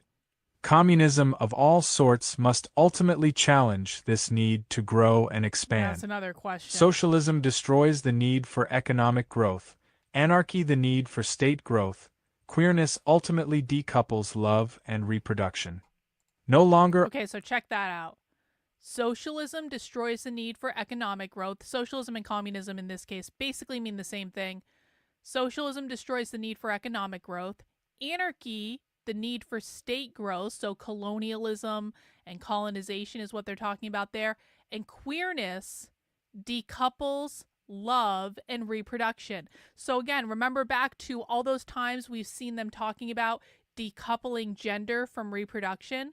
You're seeing that here. They're saying that we're not going to, like, this is part of the reason why they have a problem with marriage, because they believe that marriage couples love and reproduction, where they want to completely separate those concepts. No longer are we all constrained to roles which force us to reproduce continuously, and, instead, we can live free to choose whether we want to or not. By destroying the need for growth and ending endless reproduction, queerness and communism in general abolishes the future as we know it. Oh! Here we find the most radical end to queerness. Through queerness we free ourselves from the need to grow and, in turn, say no to the future. And with that radical no, we can imagine it could be another way. Twilight of gender. Saying no to gender. No. Not everyone says yes to gender. I reject it. These people have chosen a different path, a different life. I am not. This forms a different identity. All right, so let's think about this for a second. Not everyone says yes to gender. I reject it. These people have chosen a different path and a different life. I am not. This forms a different identity. Queer Marxism is a lifestyle. Queer Marxism is a political affiliation. Yes, it is a far-left political ideology, but more and more that I investigate queer Marxism, it becomes very clear to me, queer Marxism is a lifestyle choice. You are choosing on every element to live outside of the what they would call the normative structures. You're not getting married, you're not buying property, you're not having kids, you're living in polyamorous relationships, you are queering your looks, which means you look really weird, but you're doing it purposefully, you're doing it purposefully to look weird. Every single thing that is the norm in society, these people will do the opposite of what the norm is based on principle. It is a lifestyle choice. It is a lifestyle choice that only people on the extreme, far, radical, revolutionary left make. But people need to understand that, because this is their identity. This is at the innate core of their being. They live and breathe this every day. You guys know how, like, conservatives can barely maintain a boycott for like a couple of weeks? Like, the Bud Light boycott was the exception. Most of the time when conservatives talk about boycotting something, it'll last maybe a week. Like with Disney Plus. Disney Plus is a great example. The conservative boycott of Disney Plus a couple years ago lasted like 2 weeks, and then they all signed up for Disney Plus again because their kids wanted to watch the movies and all that stuff. Queer activists are not going to boycott something for a couple of weeks and then sign up for it again because their kids are crying. That's not going to happen. They make decisions based on being queer. Everything they do is based on this lifestyle choice. So it is a much more serious embrace of a certain standard of living, and that is why they end up winning, because they take it so much more seriously. I am not. This forms a different identity. When you get assigned the male class, but you loudly assert the opposite, you have said no to gender. Gender gave you what you are, but you turned away in disgust. You are not a man, you are something else. Some find comfort in womanhood, others in something entirely outside, but whichever path you take, you have said no to gender. Similarly, when you get assigned the female class, but, again, you loudly assert the opposite, you have said no to gender. Your embrace of manhood or something beyond constitutes a rejection, a turning away from gender. When you sit apart from your assignment, you are transgender. Cracks in the system. The modern gender system is weak. It has spelled its own doom by how it has formed itself. When the modern gender system spread itself, it gave up flexibility to destroy competing systems and imposed itself upon all cultures. But this leaves it unable to account for many people. Many have great difficulty with the gender assigned to them, and, because they are given no alternatives and their gender is seen as immutable, they end up subversive to the system itself. People whose gender doesn't match with the gendering of their biological features aren't exactly new. Many previous systems had explicit classes for people like this, such as the Bugey gender system. These are multigendered systems, and they have a space for those who aren't willing to accept the gender assigned to their biology. But trans people don't relate to the gender system in this way. Whereas the people with different genders and sexes in multigendered systems are accepting the gender within their class system, transgender are rejecting it. The modern gender system has no place for trans people. Hang on. Trans people, by trans here, what do they mean? When they say trans, this is going to be important for people who are new to this. When they say trans people, what do they mean? This is a question for the chat. But trans people don't relate to the system of gender in this way, whereas the people with different genders and sexes in multi-gendered systems are accepting the gender within their class. Transgender are rejecting it. They don't mean trans as in transition. Exactly, thank you. They mean transform or transcend. So they're not talking about people who go from being a man to a woman or a woman to a man, because if you go from being a man to a woman or a woman to man, you are still fundamentally accepting the idea of gender and the socially constructed categories of gender. When they're using the word trans, they mean to transform gender into something else, something non-binary, or to transcend the gender binary altogether. But trans people don't relate to the gender system in this way. Whereas the people with different genders and sexes in multigendered systems are accepting the gender within their class system, transgender are rejecting it. The modern gender system has no place for trans people, so we're subversive to it.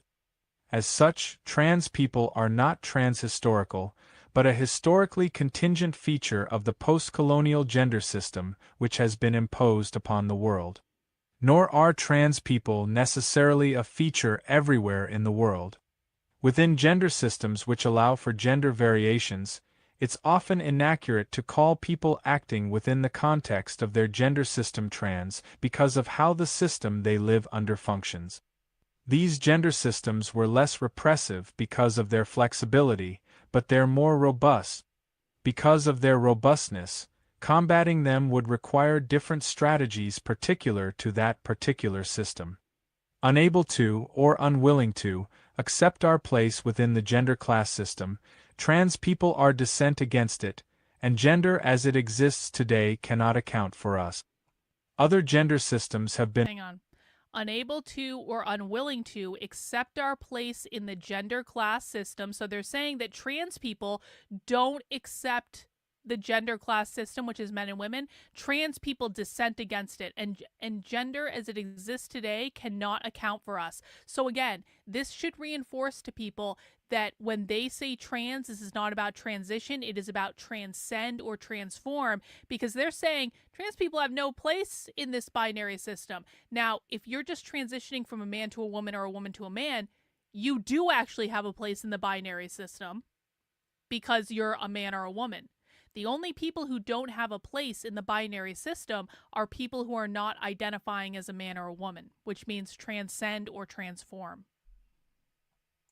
Unable to, or unwilling to, accept our place within the gender class system, trans people are dissent against it, and gender as it exists today cannot account for us.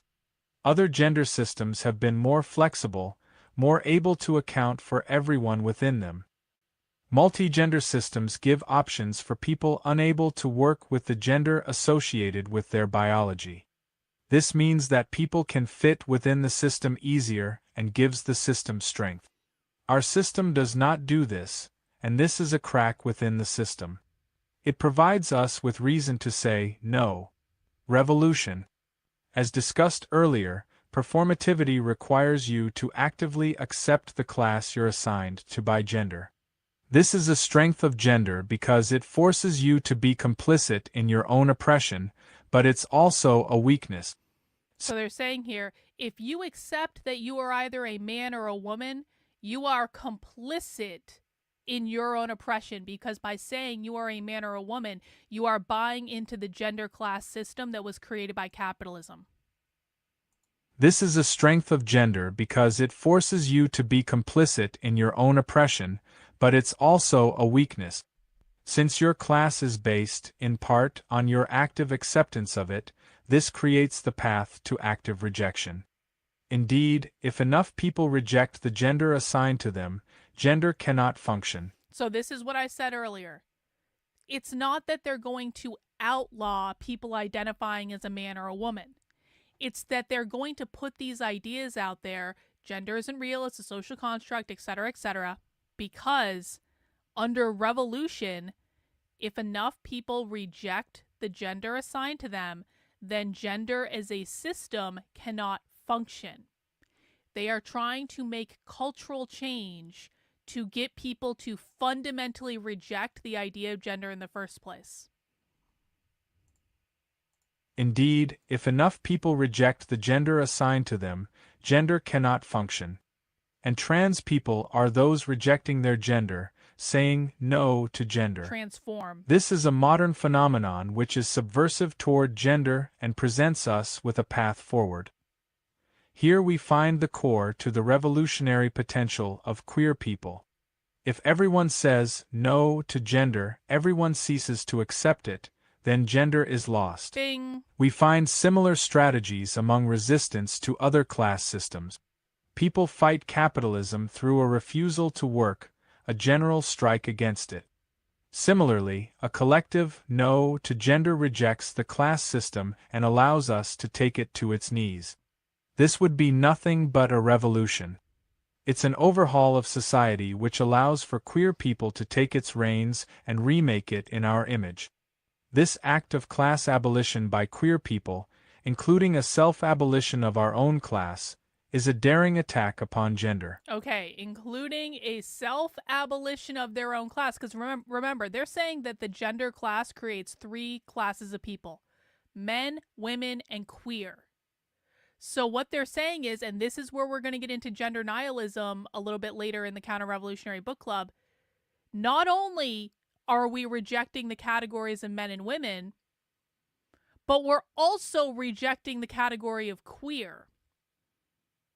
They're saying that the abolition of capitalism, the rejection of gender, will lead not only to the complete abolition of the categories of men and women, but will also lead to the abolition of the category of queer.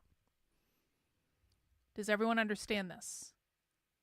They are trying to abolish their own category because they believe that categories are the basis for oppression. If you don't have categories, you don't have hierarchy. So they're completely fine abolishing the category of queer. They're completely fine with it. You know, people ask me, they're like, okay, Carlin, if queer Marxists get their way and they overthrow capitalism, does queer then become the normative of society?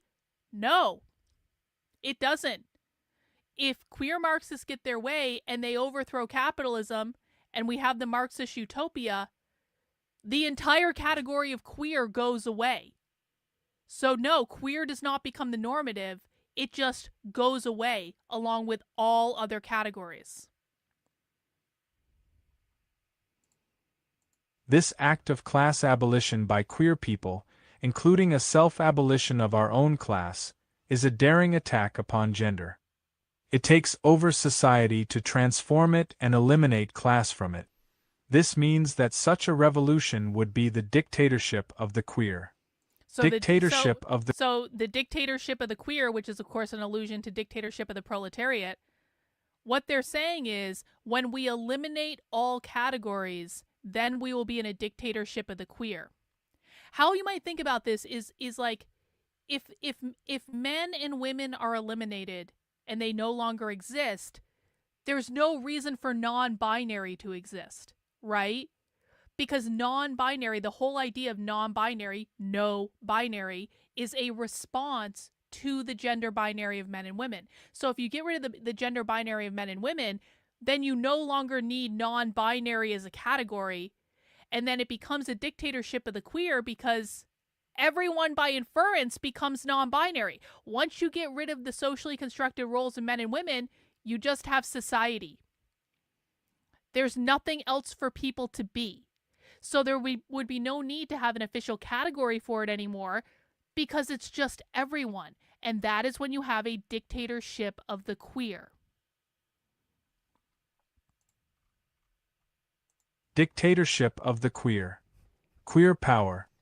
Far too often people do not seek the liberation of queer people, only our assimilation. Gay assimilation is the mainstream LGBT rights movement, but it does not go far enough. If all we do is assimilate, we are still subject to the power and domination of the gender class system. They believe that marriage is a part of assimilating people to mainstream society. This is why queer Marxists fundamentally reject the mainstream LGBT rights movement, because they believe it's just an assimilationist movement, and queer people are anti-assimilationist. If all we do is assimilate, we are still subject to the power and domination of the gender class system. We aren't free, just folded into the existing system of oppression and domination. And it's dangerous too. Assimilation provides gender with the chance to escape its final end. If gender can assimilate gayness, lesbianism, bisexuality, transgender people, and all other modes of queerness, it will become flexible and accommodate for the forces driving it towards its end. If we assimilate, gender might never end. But liberation cannot be found within the context of existing systems of power. If we simply turn to the state, to capitalist businesses, to patriarchal marriage, and call for us to be included, patriarchal marriage. If we simply turn to the state, to capitalist businesses, to patriarchal marriage, and call for us to be included, we will never be free. Doing so only perpetuates state power, capitalist power, and male power. But we must create queer power. Nor can that liberation come through imposing identities upon people. There is no benefit to our liberation and the abolition of the gender system to prevent someone whose identity is rooted in a different gender system or who finds joy in their queer identity from identifying in that way. As has been discussed previously, it is the base we are concerned with, not the identities in the superstructure. Queer power is separate from the existing institutions. We declare our difference, unashamed and proud. We don't join their projects. We don't participate in their systems. We don't increase their power. In its place, we must make our own. So they're saying it flat out. We don't participate in these systems. We don't do any of this stuff. We don't get married. We don't work in the capitalist system. We do sex work. We work in jobs outside of the system. We live in polyamorous polycules where everyone's fucking everyone else. It is a conscious lifestyle choice that, by definition, just goes against what quote-unquote normal people do. This means creating queer organizations and institutions, counterpowers to the dominant patriarchal class system. These allow for us to provide people with what they need for transition, including providing HRT drugs, supporting victims of sexual assault, empowering women outside of the system, and ultimately providing spaces to be different, to escape the domination of gender.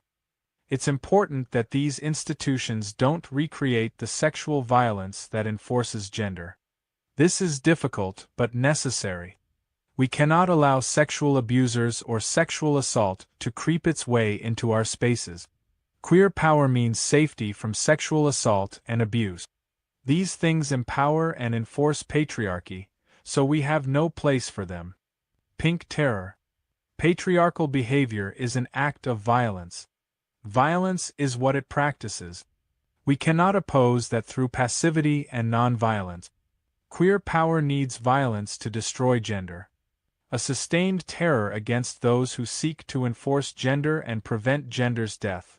A pink terror is a necessity in the revolution against gender. A pink terror? Well, that sounds a lot like Bashback. That sounds a lot like the Mary Nardini gang. Patriarchal behavior is an act of violence. Patriarchal behavior means capitalist behavior. violence is what it practices. We cannot oppose that through passivity and non-violence. So now they're saying flat out, this is a violent revolution. Queer power needs violence to destroy gender. Oh, that means they're going to try to violently overthrow the government, because that's what they're talking about here. You don't get your queer Marxist utopia where there is no gender if you don't overthrow the capitalist United States government. And they need to do that with violence because they are realistic about what is required. A sustained terror against those who seek to enforce gender and prevent gender's death. A pink terror is a necessity in the revolution against gender. They're not going quietly into that good night. These are these are Antifa. These are militants. These are people who live outside the system. These people do have guns. By the way, does everyone remember what the cover of this document looked like? They absolutely have guns. They literally have a person holding a gun on a pink background as the cover of the document that we are currently reading. And now, of course, I'm going to lose my place. Maybe if I just push play, it'll bring me back to my place. Will it do that? Will it bring me back to my place in the document? I've lost my place in the document. Where did it go? Oh no. Oh no. We've lost our place. A sustained... Oh no, it doesn't bring back to the document. It's down here though. Hang on. Hang on. Pink terror. There we go. A sustained terror against those who seek to enforce gender and prevent gender's death. A pink terror is a necessity in the revolution against gender. We find no allies in the state or the capitalist class. The cops and corporations are our enemies, not our allies. Indeed, pride finds its roots in riots against the police. We have only ourselves to rely upon for our own liberation, not the institutions of violence that already exist. We must destroy gender on our own terms, not on theirs. This means that the queer organizations and institutions we build for queer power must be militant, armed organizations. Oh, that's a little on the nose, isn't it? This means that the queer organizations and institutions we build for queer power must be militant, armed organizations. It's not enough to provide a space outside of patriarchy, we must arm ourselves to defend those spaces and to render an assault upon the overarching structures of power that seek to enforce gender upon us. This means that our queer organizations must be, or include, queer militias to fight against the structures of power. Oh. These queer militias provide us with a framework to fight against sexual assault too. Queer militias can provide protection and justice where the state will not to women and queer people. This is especially true of those most vulnerable. Sex workers often cannot turn to the police to report sexual assault against them. Their work is illegal, so they risk punishment for the sex they were having, even if it was rape. Indeed, often the sexual assault they experience comes from the police themselves. Queer militias provide them with a way to deal with sexual assault. This can also provide queer people with a framework for fighting against misgendering and deadnaming. Yeah. When people continuously... If you get misgendered or deadnamed, that is a literal call to violence for them. When people continuously and knowingly use the wrong pronouns and names for others, it is a form of violence against them. Doing so frequently... Calling someone pronouns they don't like is literal violence in the land of queer Marxists. When people continuously and knowingly use the wrong pronouns and names for others, it is a form of violence against them. Doing so frequently leads to self-harm and sometimes suicide by queer people. As such, we need to defend and back other queer people up. Such violence against queer people cannot go unanswered and cannot be acceptable. But we should keep proportional responses in mind. Misgendering doesn't warrant murder.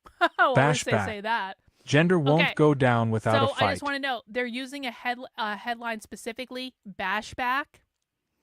Bashback was basically the start of militant queer activism. And Bashback is just this idea that queers rise up and they get violent against anyone they don't like. And we will be going extensively into Bashback probably later on this year. I don't have Bashback currently on the schedule, but there is actually a Bashback anthology that I want to read that is very closely related to the Mary Nardini gang. That is like integral to a lot of this stuff that we will be reading at some point. Bashback. Gender won't go down without a fight. A counter-revolution will appear to tear us down. Against the gender accelerationist movement, movements will develop to defend, or even regress, gender. Historically, revolutionary movements often find themselves followed by fascist movements rejecting the call for the new world and seeking a rejuvenation of the present one through rebirth. Just to be really clear, we are the fascist movement in this particular scenario, so congratulations, you are all fascists. Historically, revolutionary movements often find themselves followed by fascist movements rejecting the call for the new world and seeking a rejuvenation of the present one through rebirth. These fascist movements embrace hypermasculinity and seek to exacerbate the domination of masculinity over society.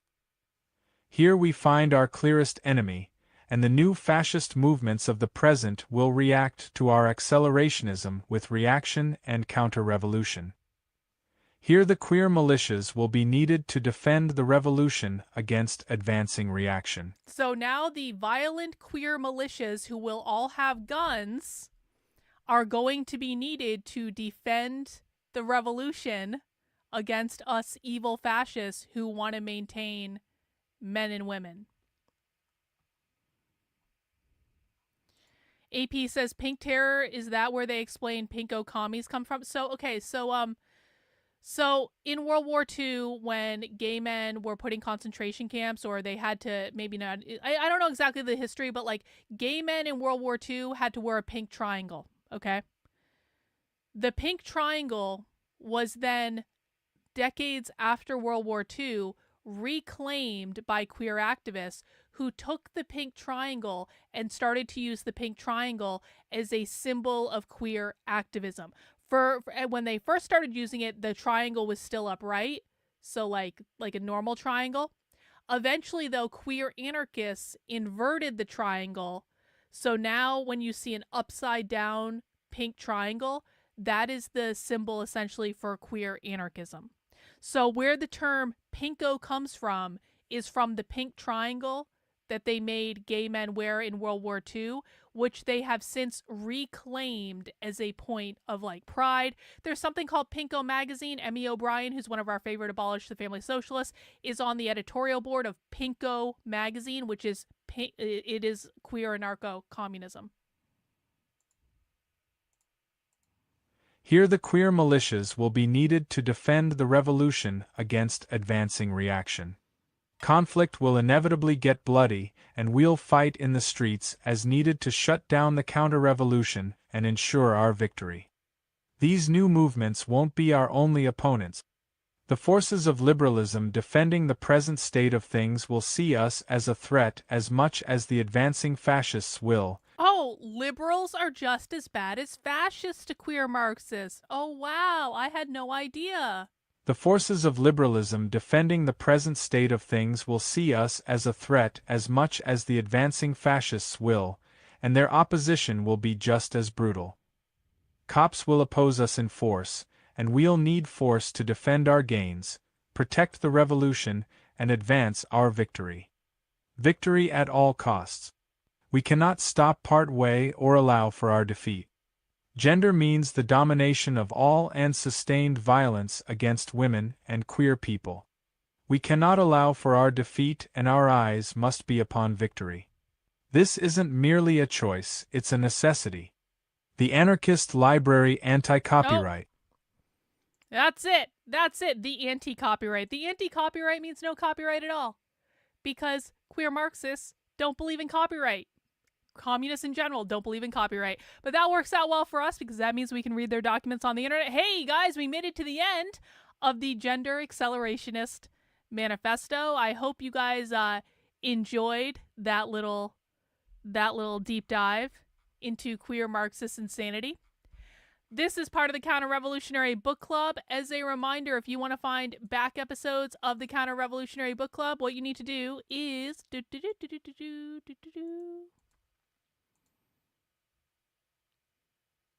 head over to my Substack. That is Carlyn, KARLYN.substack.com. Click on the book club link, and you will find all the back episodes of the Counter-Revolutionary Book Club. And this is going to be our 8th episode, so we're cooking. And I'm really enjoying it, and I hope you guys are too. Also, a reminder, you can subscribe to the Counter-Revolutionary Book Club on Apple Podcasts or Spotify, and you can just go into any of the episodes and find Listen on Apple Podcasts, Spotify, Pocket Casts. You can also listen to it on the Substack app that is also available. If you want to watch the video replays of the Counter-Revolutionary Book Club, then just go to the podcast episode on the Substack, because I am uploading the video of all of the replays that we're doing. And so you can always find the video there, but many of you might be listening audio only if you're doing the podcast. And I appreciate it if you enjoy the podcast, make sure you give it a 5-star review on Apple or Spotify or wherever. Tell people you like it. Invite more people to come join us to read queer anarchism insanity, because it's a fun thing to do. As you guys know, tomorrow is Friday, and what that means for a Friday is we have got an exciting episode of The Cult tomorrow. I will of course have beer, but we are going to be doing a Sophie Lewis special. Sophie Lewis is, of course, our favorite Abolish the Family Socialist. We love her. No one will besmirch Sophie. I have recently found, or been given, by a little birdie who slid into my DMs, a link to a talk that Sophie did a couple years ago for an organization called Critical Midwifery Studies. And apparently Sophie's talk, and there is actually a whole doodle outlining Sophie's talk, is the comradely politics of gestational labor. We love Sophie. We love her very much. And we will be listening to Sophie tomorrow at 5 p.m. And we will be listening to her talk about the comradely politics of gestational labor. And that will be on YouTube, on X, the platform formerly known as Twitter, and on Rumble. And I will have beer because it is Friday, and we do happy hour on Friday. And so that is going to be what it is. And that is going to conclude our show for today, guys. I hope you had a good time. I will be back tomorrow. There we go. Not frozen it. See, my lipstick's gone now. No more pink lipstick. It all wore off. Looks... I don't like the color when it all wears off. Anyway, guys, I will see you tomorrow. Take care. Have a good one. Bye.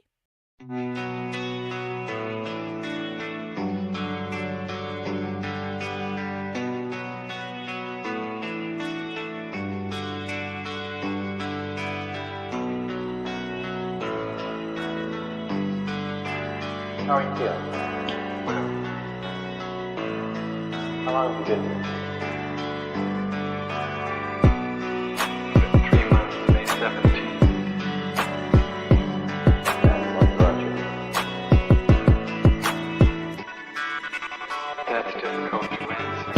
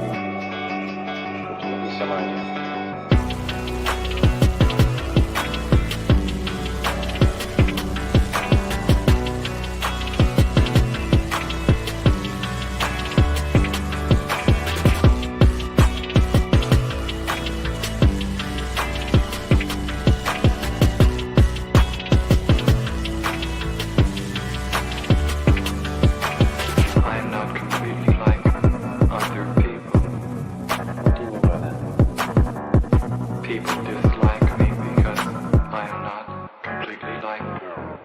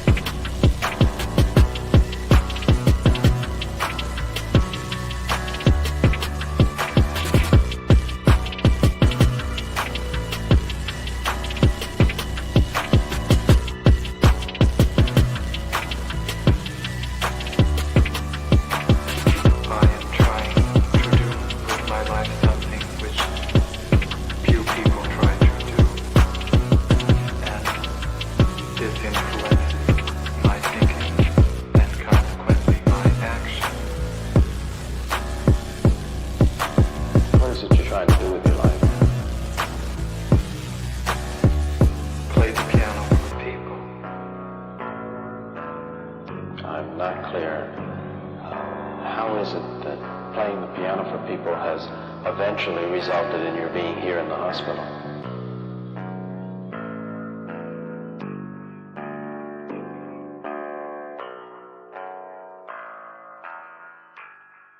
That's difficult to answer.